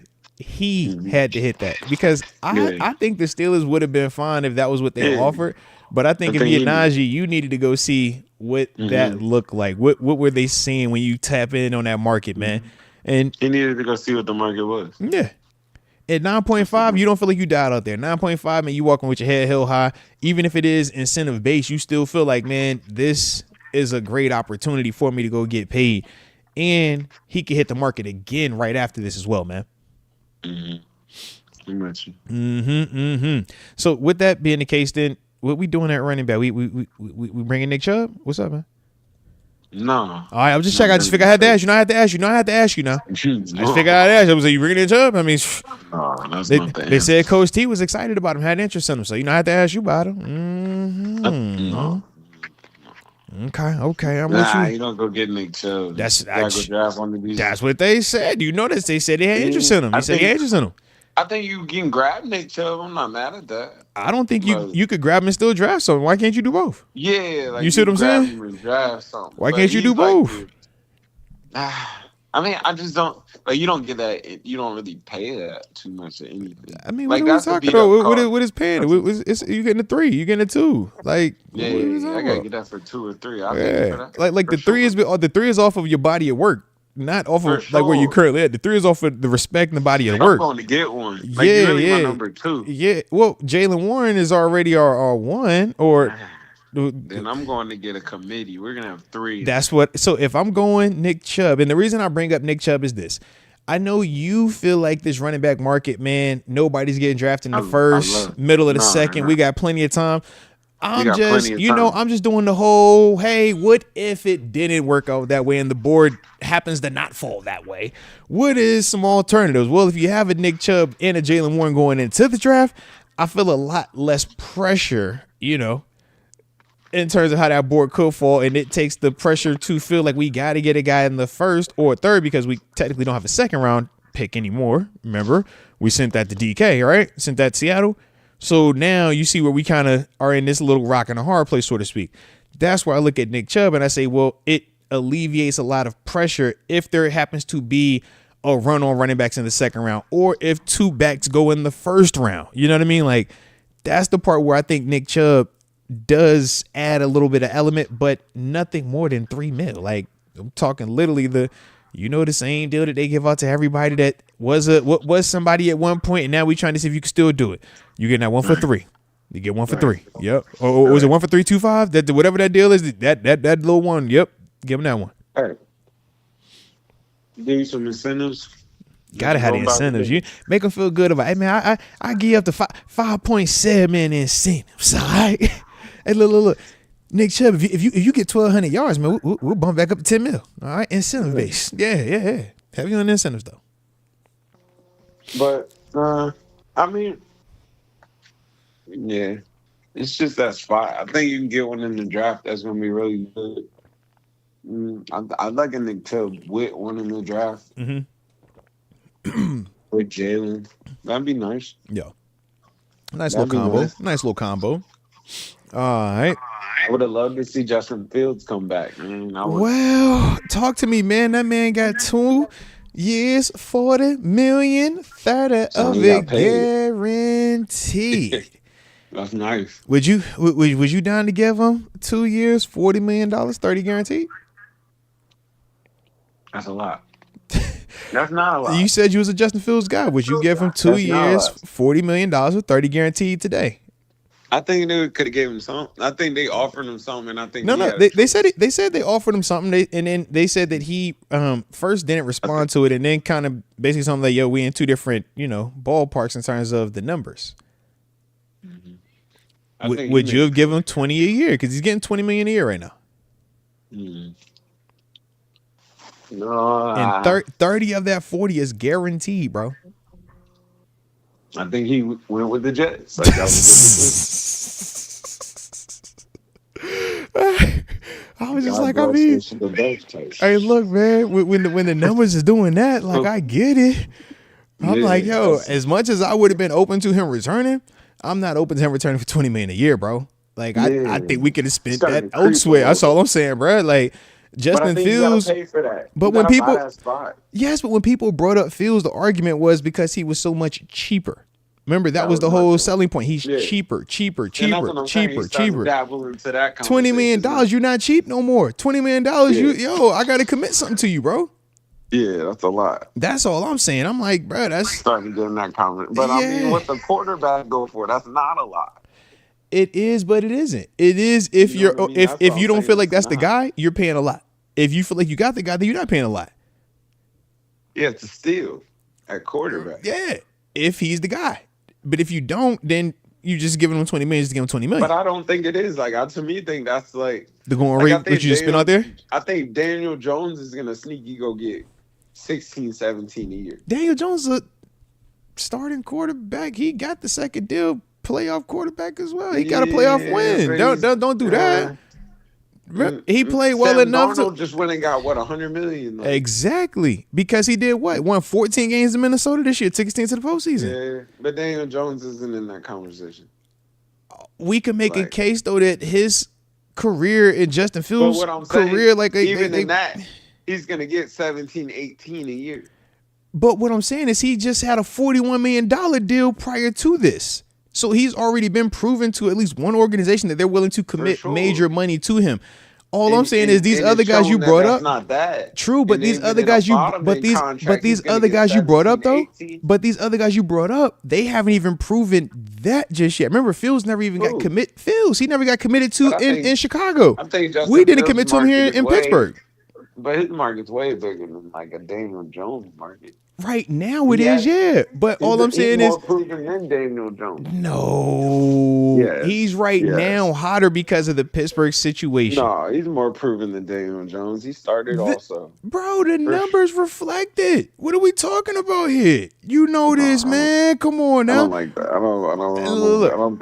I don't think Daniel Jones is ever a hot take. I think he just they paid. I'm not saying a hot take. I'm just simply saying that, the Giants at some point committed to Daniel Jones financially. Chicago never committed to Justin Fields. Clearly, we never committed to Justin Fields. That's all I'm saying. So But we I can. don't think that says Daniel Jones is a more proven quarterback than Justin Fields. I don't think that's what that says. Like, I think Well, what you're does it saying say because- then? Well, what does I that think you're say? saying because the Giants said they paid for him makes him a better quarterback, and no, that's not the case. Just because they decided they want. Hey, look, I hear what you said on that. Hey, look, I hear what you said. And if that's the route that you go, cool.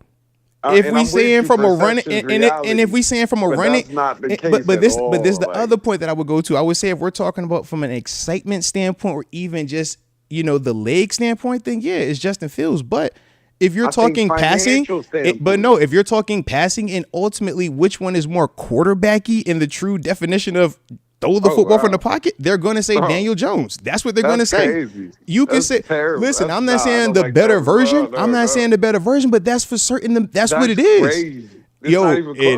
It ain't crazy. You know it's the truth. It's the truth. We're not saying that he's better, but that is the truth right now, bro. One is more of a pass first type of dude, whereas one is a dude that we looking at to use his legs.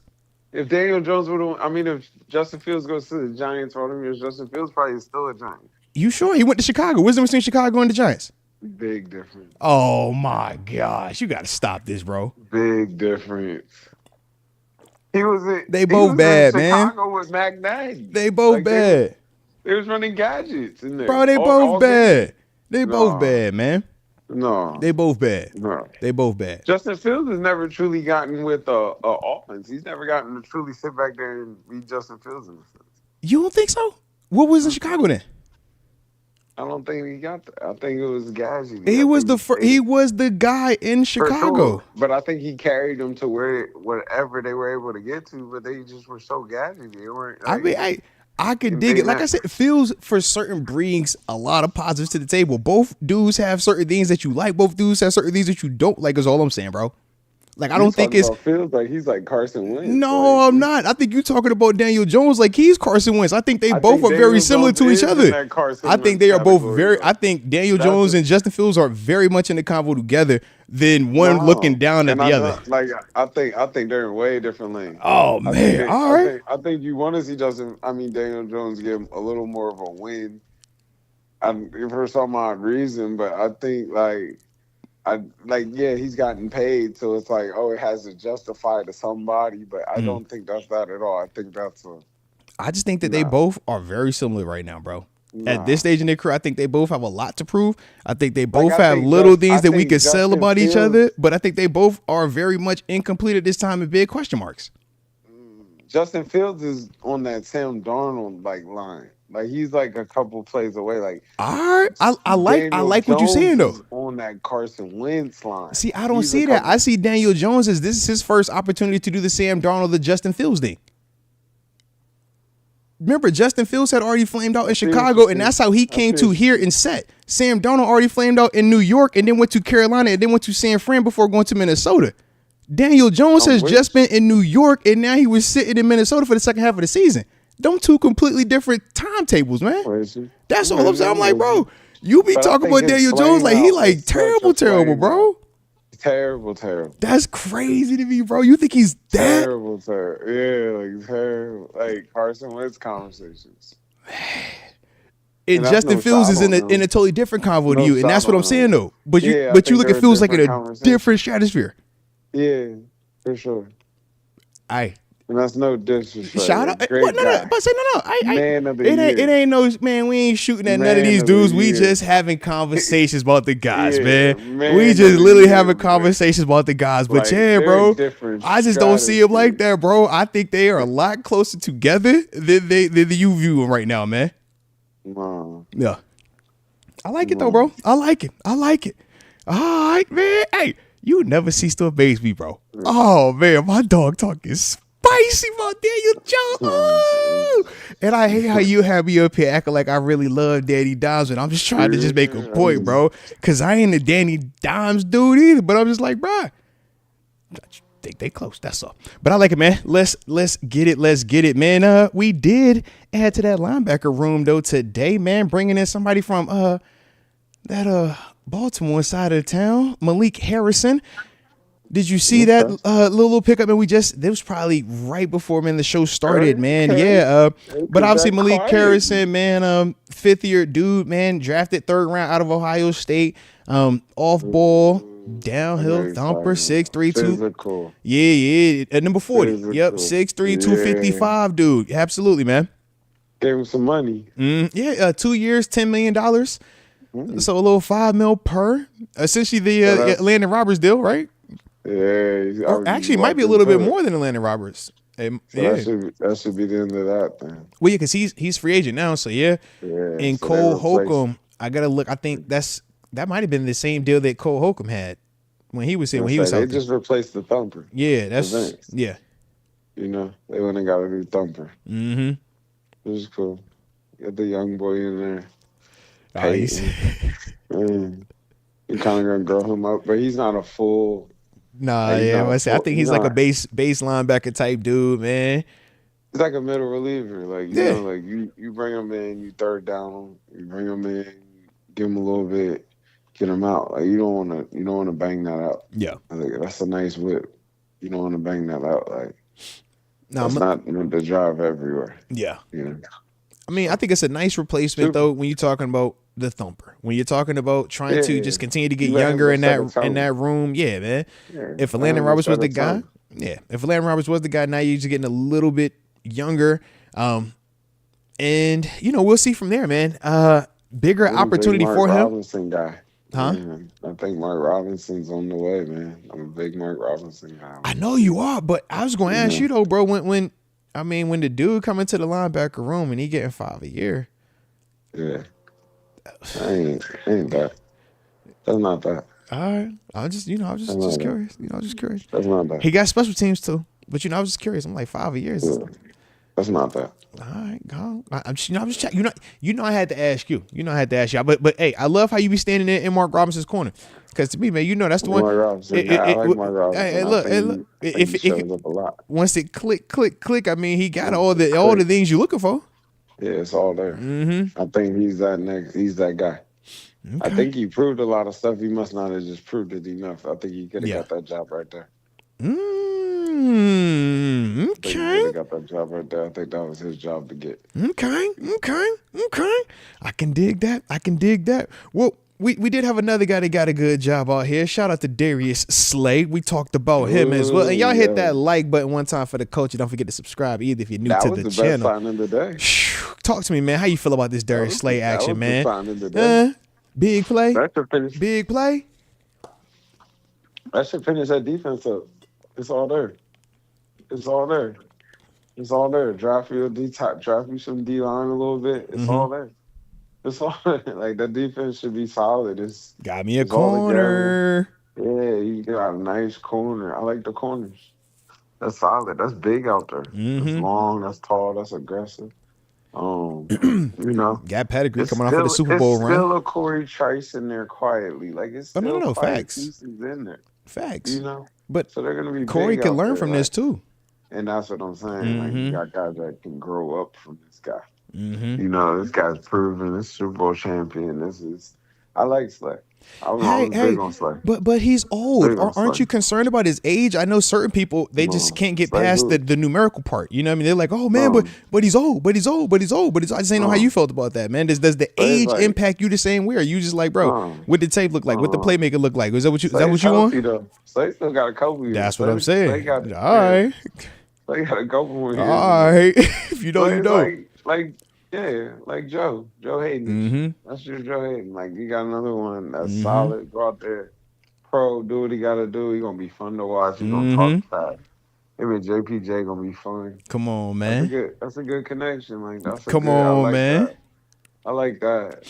Minka get back to that. Some tips and overthrows. It's gonna be nice out there. I was about to say, man, even young dudes like Beanie Bishop, man, you get to learn from a craft, man. When you watching a Darius Slay practice, you watch a Darius Slay watch tape, when you listen to how Darius Slay talks about what he would do in a scenario, man, that's gonna be all that the intangible stuff the dudes get to learn from. You like, oh, that's what you saw? Oh, all right, well, I'm gonna see that too then. Oh, that's what you can right here? All right, I'm gonna keep that too then. Like, that's the trickle down effect of the thing like this, man. So I'm with you, man. Big Darius Slay fan right here, man. So definitely love that, man. All righty. Beanie's gonna be way nicer next year. Say it again. Beanie's gonna be way nicer next year. That year 2 jump is gonna be nice. Talk about that year 2 jump, man. We gotta have that, man. That year 2 jump is where you get a little bit comfortable in there. You settle in. You know what you're doing a little bit. You make more plays. Like, I like Beanie this year. I think and you get a chance to breathe after that first crazy year of season ends. Now you on the circuit between All-Star games, pro days and stuff. So yeah, he'll get that one rookie award where the rookie of the year. I'm sure he'll get that. Like, man, you know, nah. You know he ain't gonna get that. Yeah. You know he ain't gonna get that. He gonna get that. No, he ain't. Who else? They can get a Frazier. It's like, yeah. You know Frazier getting there, bro. My dog's out. Yeah, that's kind of tough. You know they give it to Zach Frazier, bro. At least it's a Mountaineer. It's a Mountaineer, but that's going to Frazier, bro. That's going to Zach Frazier, bro. Yeah, he can't get that. That's what I'm saying, bro. He can't get rookie of the year. That's the next guy. Come on, man. Hey, why couldn't he have 53 on his back? You know what I'm saying? Like, yeah. That's all I'm saying, man. Shout out to Zach Frazier, though, bro. But yeah, that's he gonna get that. That was a Joe Green Top Rookie Performance Award winner. Yeah. Man, yeah. Easy call. Definitely going to him. But he's close second. Close second. There you go. Close second. I was like, my dog said, yeah. Yeah, Yeah. That's tough one. That's a tough one right there. All right. Did have to ask you, man. We did have some movement within the division as well, Did you man. see it? Quarterbacks. I already know. We got Wow. quarterbacks coming back to the division. Kenny Pickett, former first-round draft pick of the Pittsburgh Steelers from Pitt, traded to the Cleveland Browns. I didn't understand that trade. DTR, Dorian Thompson-Robinson, and a Yeah. 5th-round draft pick. They sending that to Philly, and, yeah. How you feeling about that, though, bro? That feels like to me, that feels like I want him. So it feels like to me, it feels like a Cleveland, I want him. Because Cleveland liked that Dorian guy. They got him from UCLA. He was a good quarterback. I remember when they drafted him. They got him in the 7th, but they liked him a lot. Mm-hmm. They liked him a lot. Like, he was in there. I don't know if they got him in the 7th or they got him in the 3rd. He was. I thought he was back end. I thought, yeah. He got him in the back end. I thought he was back end. I will look it up real quick. I thought he was back end. A lot. They talked well about him. Like, he got talked high. He got a lot of praise. Well, because remember, he had that dual threat athleticism, could throw, use his legs. Obviously, the knock was, just didn't consistently dominate over at UCLA, but he was 5th round draft pick. But he was doing all right, and that was when they were just getting quarterbacks. And he did all right in Cleveland, and he started a little bit for a second. Mm-hmm. Yeah, he had a couple moments, man. Yeah. So it's not like they didn't like him. Mm-hmm. So for them to give them that and the draft pick says we like this Kenny guy. Let me get him. We was high on this. Let me give you this Dorian guy now. Let me give you this draft pick. So I'm giving you really this draft pick. Mm-hmm. I'm offloading this quarterback, but that says I like him. Like, I wanted that one. Let me get that one. That's what that says to me. And what does it say for Philadelphia then? You can have him. Like, takes them out to I think Philadelphia wanted the draft pick. I think you funny, bro. You see what I see? So in Philadelphia, you could have him. Who want the pick? Yeah, I think Philly's like, you can have that. Give me the pick. Well, Give me the pick. I see your perspective on it. To me, man, I'm kind of torn. I think it's easy for Philly. I was like, if you're the Browns, maybe you look at it and saying, man, I'm getting a chance to get a guy that I'm familiar with. I've seen starting this division for a couple of years, and he's a former first-round draft pick. He's a dude that has had some success. Now, I would also think about if you're the Browns and you're telling yourself, man, of the options that we have to improve our quarterback room, draft, do we pass upon, some of these other players to take a quarterback as early as they're taking it? Or do you still want to have, even if you do take a quarterback, do you still want to have a Kenny Pickett or somebody of that caliber as the backup or to push that rookie when they first get there? Kenny, to me, gives you a higher floor than Dorian Thompson-Robinson at this stage. So that's kind of what I see from Cleveland side. If you Philly, though, I'm with you, man. Get the 5th round pick, and DTR is more in line with Jalen Hurts from an athletic profile standpoint, I think. So they look at it and say, man, hey, if this was going to be QB3 or competing for QB2, QB3 convo anyways, man, give me your pick, give me DTR, we're going to roll with it anyways. I got Jalen Hurts. Yeah, what?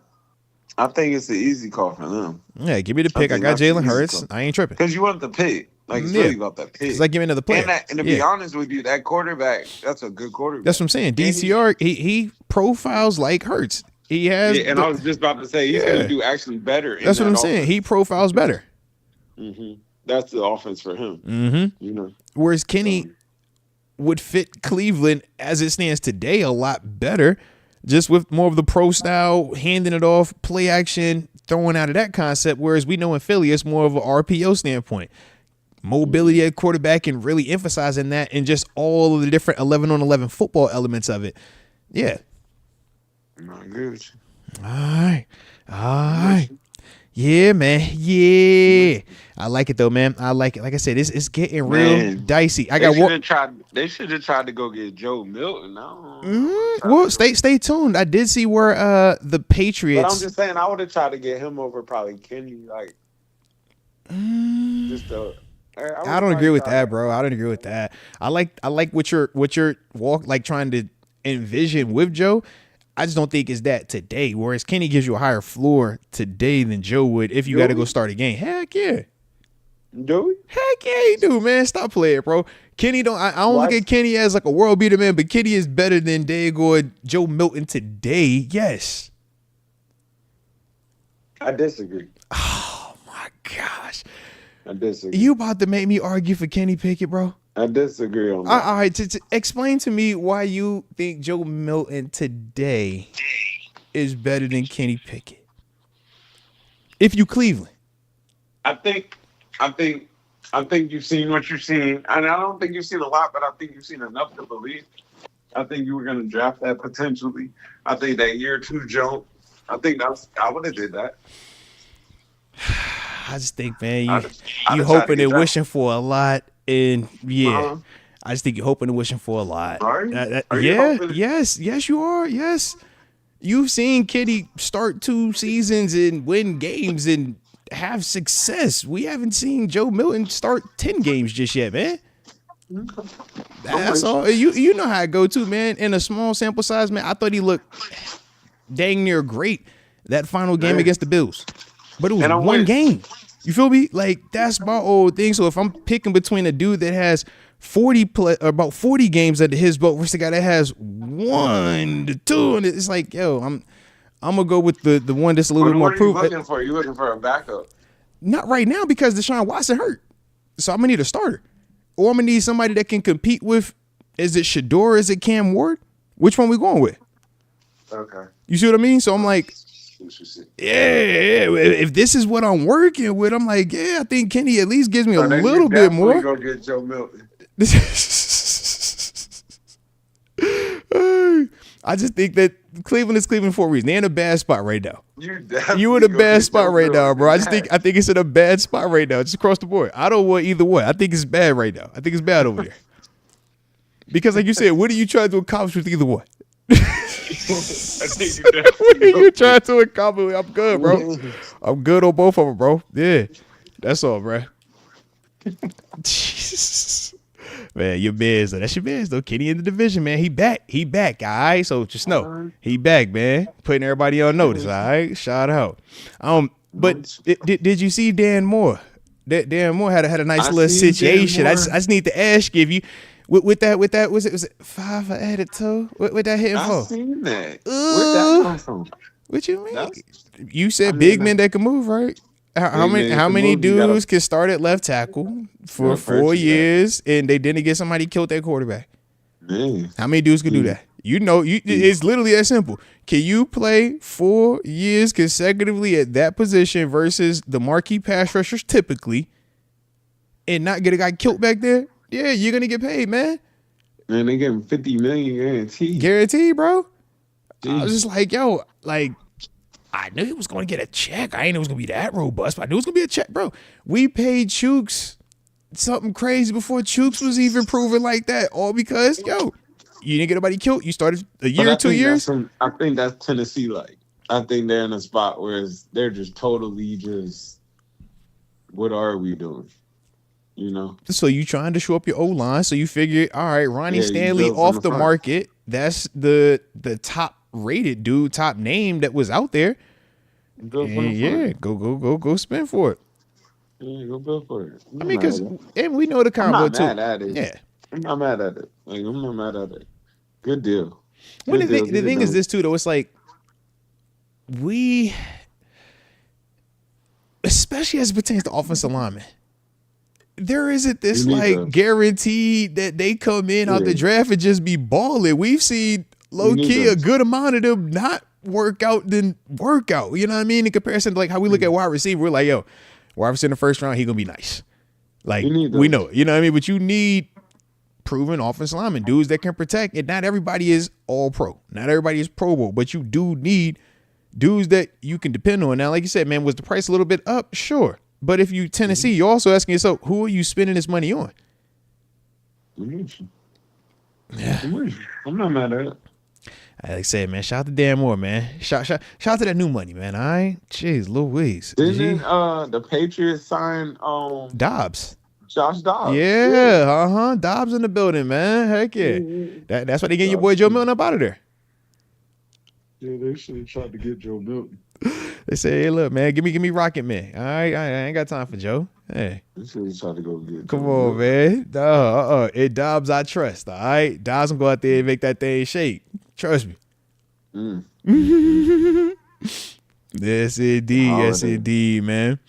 All right. So I like where we at right now. I like where we at, getting up to the back end of this thing, man. But I did want to, now that we're past all of the, less meaningful convo stuff, man, I did want to give you a chance, though, to, talk a little bit about, man, one of the legends that we did lose today, man, Craig Wolfley, man. Obviously a dude that, when you're talking about being a part of the Steelers family, man, being a part of that Steelers youth football family, man, the dude that you've been around, did want to give you a chance, like I said, man, to, just pay your respects, speak on it, man, if you did want to. Yeah.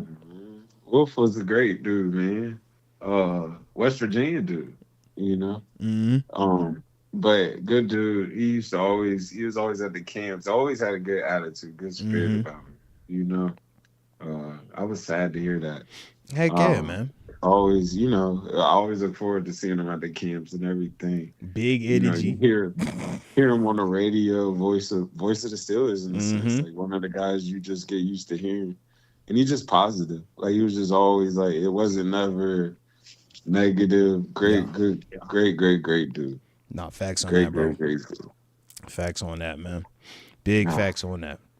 Yeah, man. Like I said, man, one of them legends dudes, man. One of them dudes that, we talk about impact, man. And the true transition, right? Go from, decade plus on the field and then do this thing in the media, man, paving the way for dudes like us. That did the transition as well, man. So for certain on that, man, RIP to a legend right there, man. Absolutely. All righty then, baby. All righty then, man. Anything else before we get up out of here? I got to spend a block with you on Wednesday when we see what other new deals take place in the next 24 hours. I like what the Broncos is doing. I seen some sneaky names that they grabbed quietly. I think they one of the teams like what they doing. They make some noise. Well. They make some noise.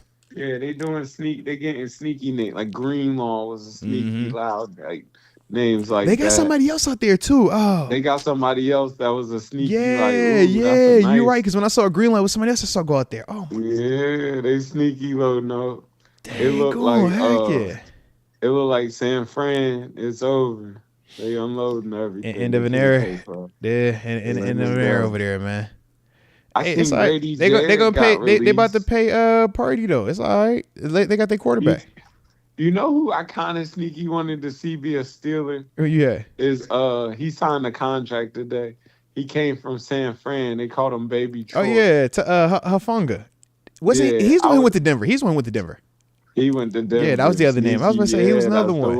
I like him a lot, bro. Heck yeah. If you know. Denver taking on them San Fran boys. But hey, good player. I would have loved to see him as a Steeler. He would have been interesting. Well, look, and I'm not sure what Seattle's doing. Seattle went. They moved on from DK. I told you about Geno. You thought I was playing. I told you about Geno. You thought I was playing, bro. I'm mad about the Geno deal, bro. I'm so hot about the Geno deal, bro. But they gave Sam Darnold the same money. But they said that Geno turned down the 40 to 45 mil. They said that Geno wasn't trying to go for it, and they think that Geno just really wanted to be traded.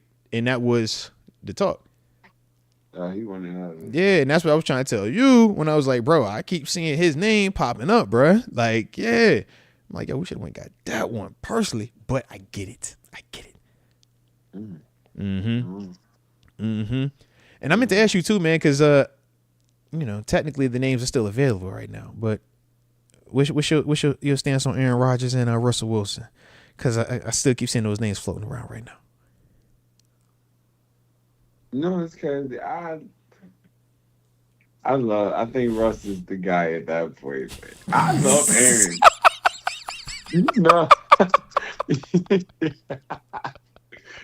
I love Aaron. My dog said, yo, at that point, bro, I'm cool with it. I'm cool with just rolling with Russ at that point, bro. We could just stick with Russ, bro. I ain't even sweat that one, bro. You funny, bro. You funny.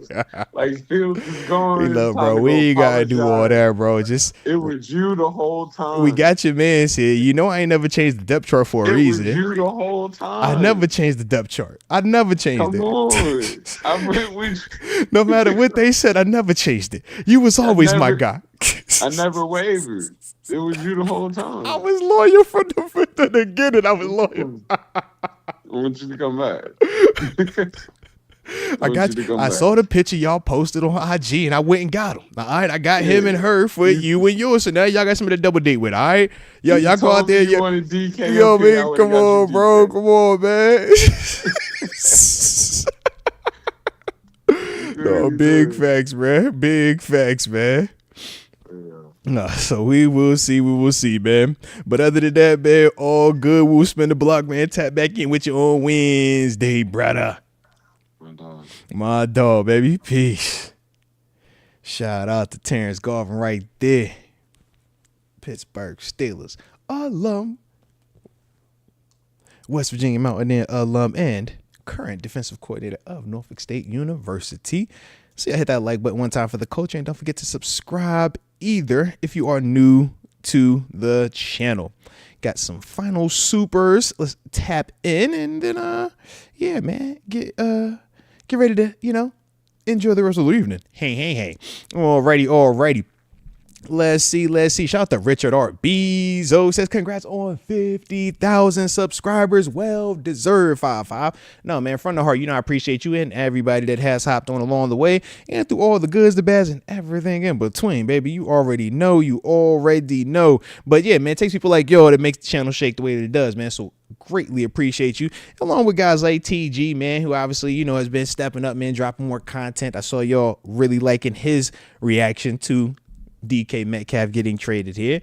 Dudes like Dom and Tyler also stepping up, and we're seeing more and more of their content as well. And I saw how y'all was engaging with their videos. Got more content coming from them as well, man. So stay tuned, man. So like I said, man, definitely rocking with y'all the same way y'all rocking with us over here. We're gonna keep these things going the way they're supposed to. But major love. AJ Martinez also says congrats 5-5 on 50K.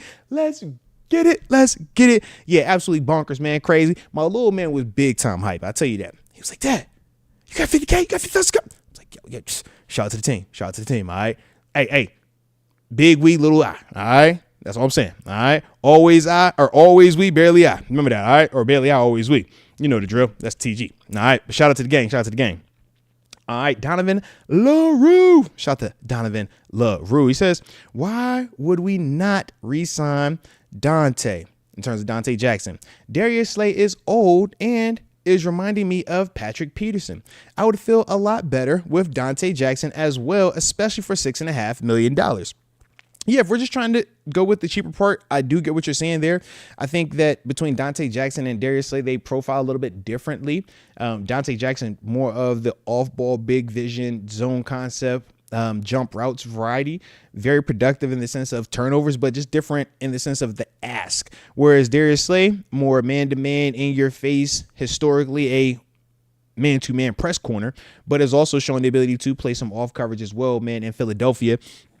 And he's coming off of a Super Bowl run where he played at a very high level. If you don't believe me, just check the tape. I promise I will drop a film session on Darius Slay. That is coming soon, okay?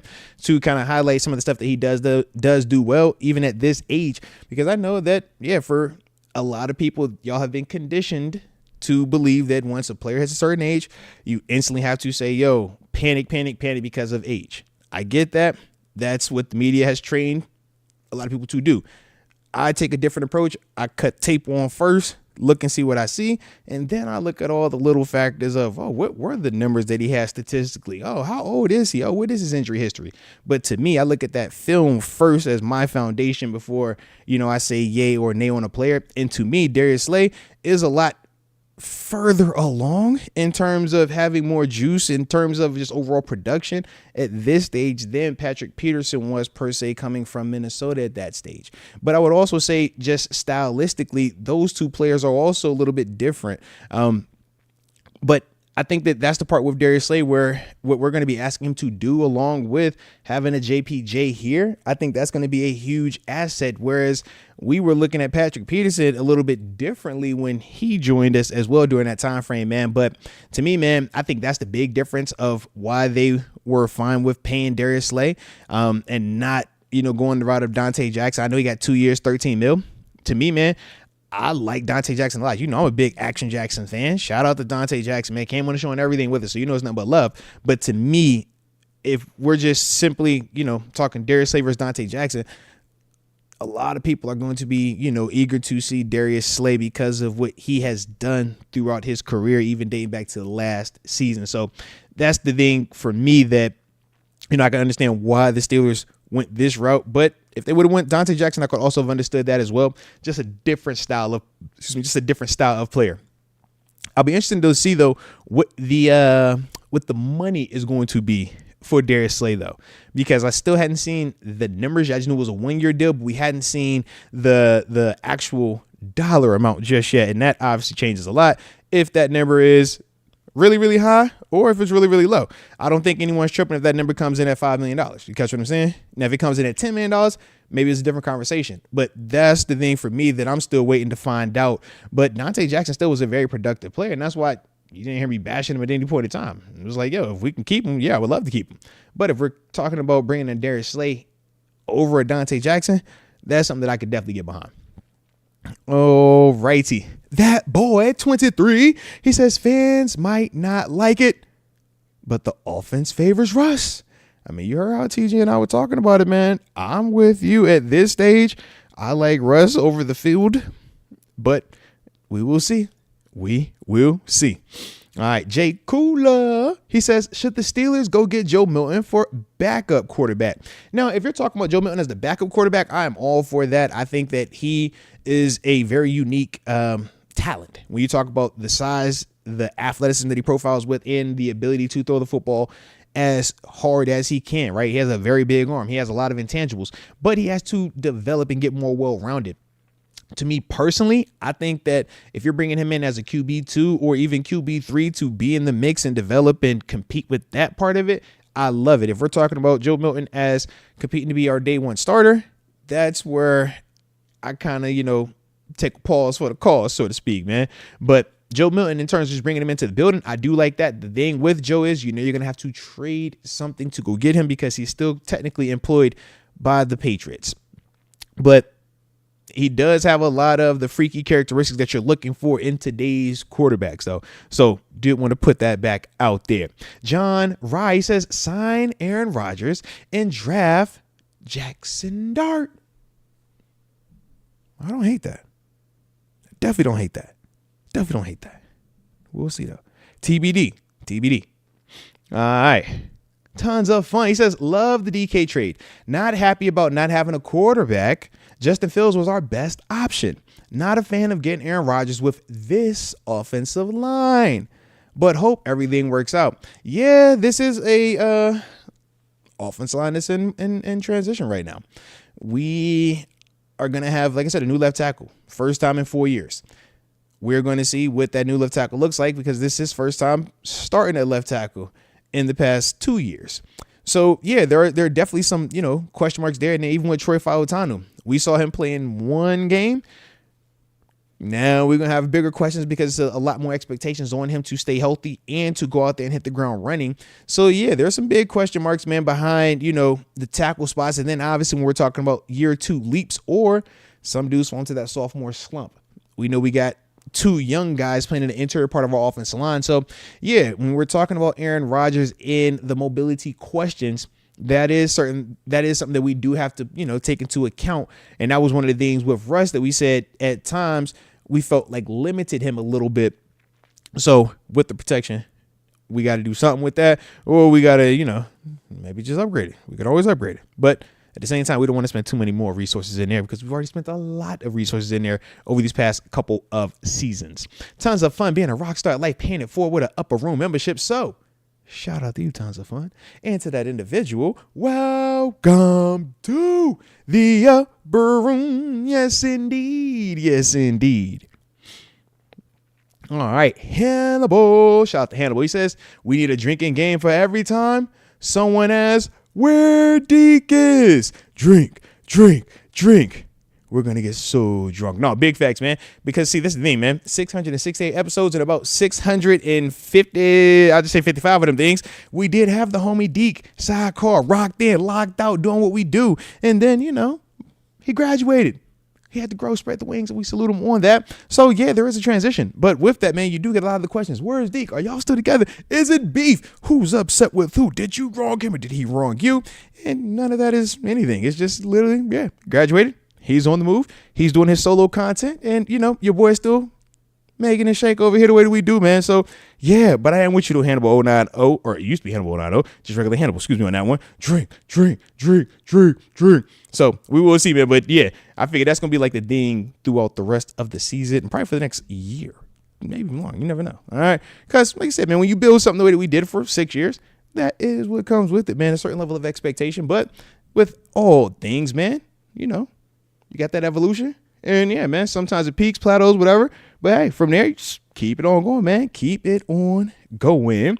So let's get it. Let's get it. AJ Martinez says, happy B-Day 5-5 and all that's getting them some. Shout out to AJ. Let's get it. Let's get it.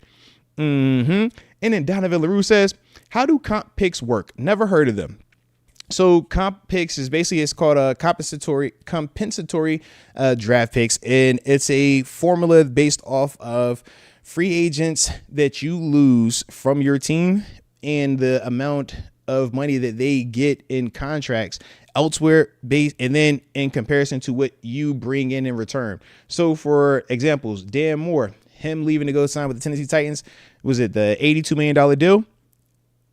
If we don't have a person that we sign that signs a deal in that same ballpark, then yeah, technically we're saying we lost a more valuable asset than what we brought back in, and to continue to keep the playing field kind of level, you get rewarded a compensatory draft pick, and they range from 3rd, 4th, 5th, 6th.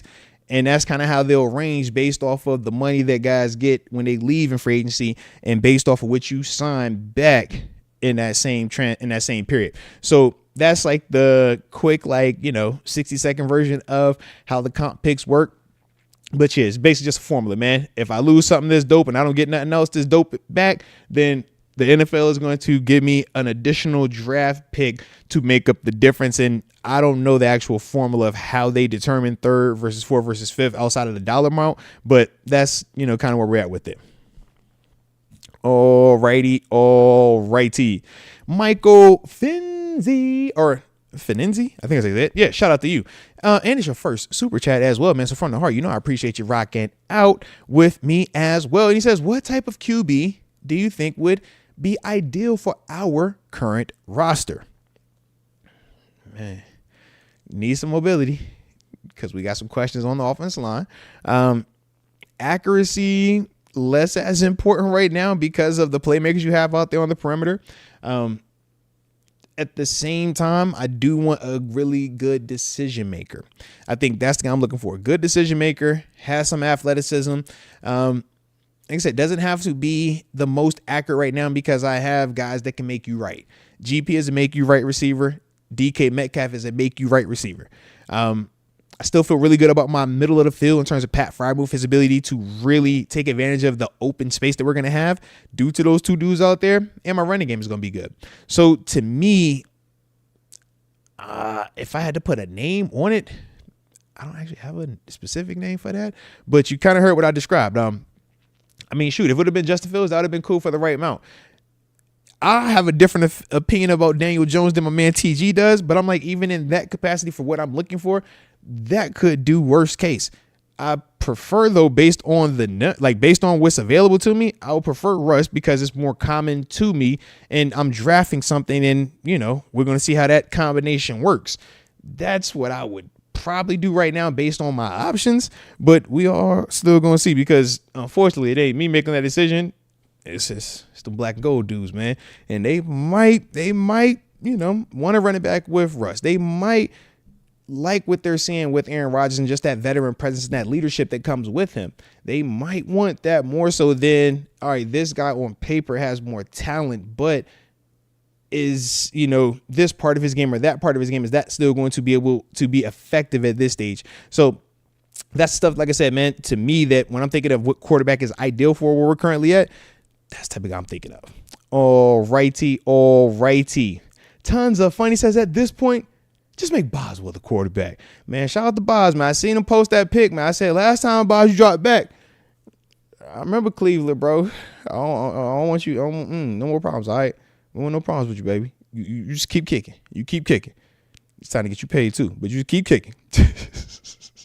Man, he fresh, rocking out. And he says, will Darnell Washington and Darius Slay have beef? He got walked out the stadium last time they've met. No, big facts. In fact, man, it will probably be that, like, respectful banter, laughing back and forth, because Darius Slay is a smaller guy in comparison to Darnell Washington. And when you get to be around him in person, you see how large his stature is in person. Yeah, man, you instantly start laughing. You be like, hey, bro, this is crazy.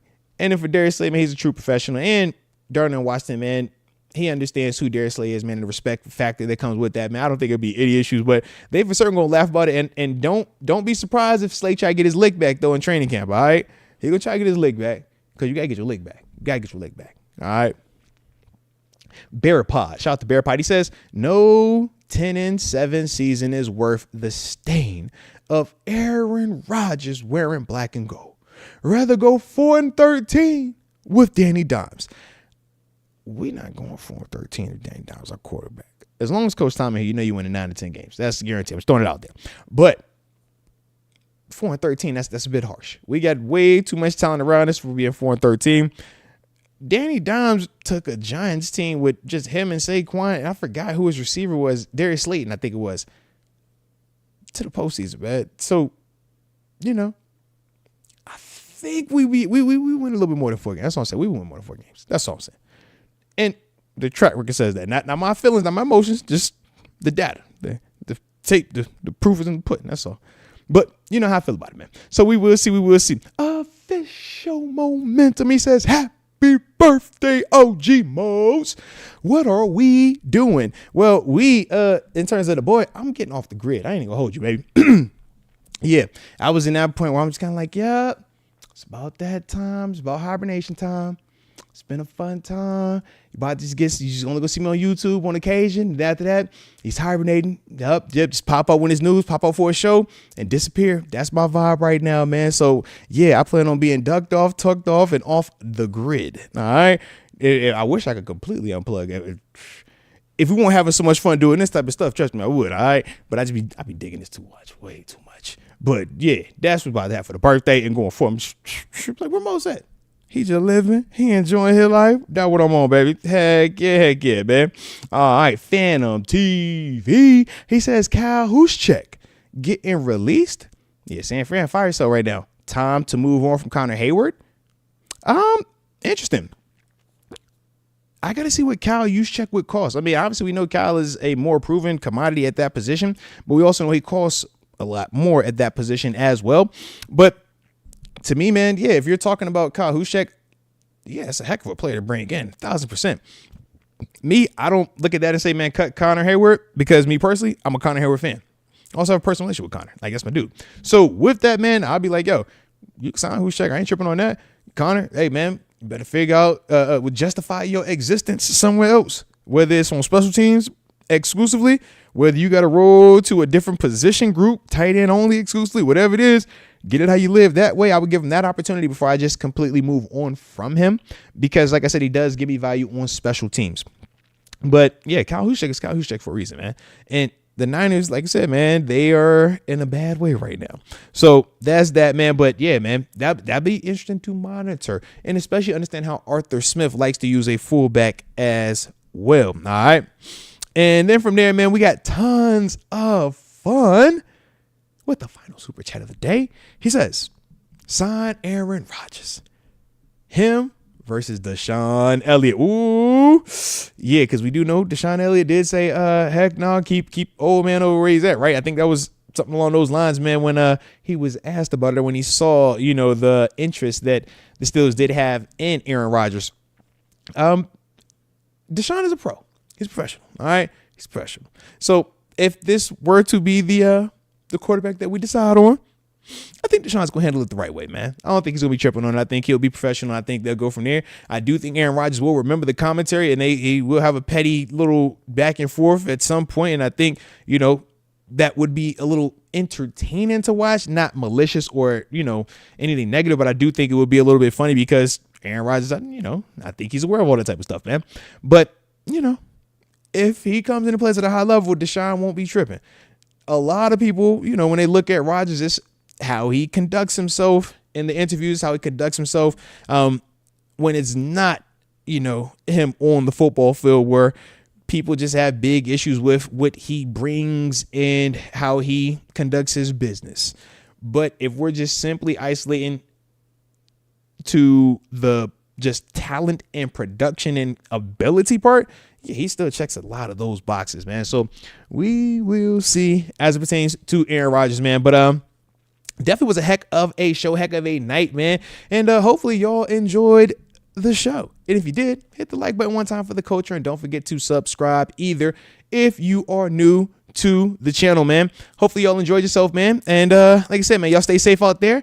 We'll do this again on Wednesday. And until next time, baby. Peace.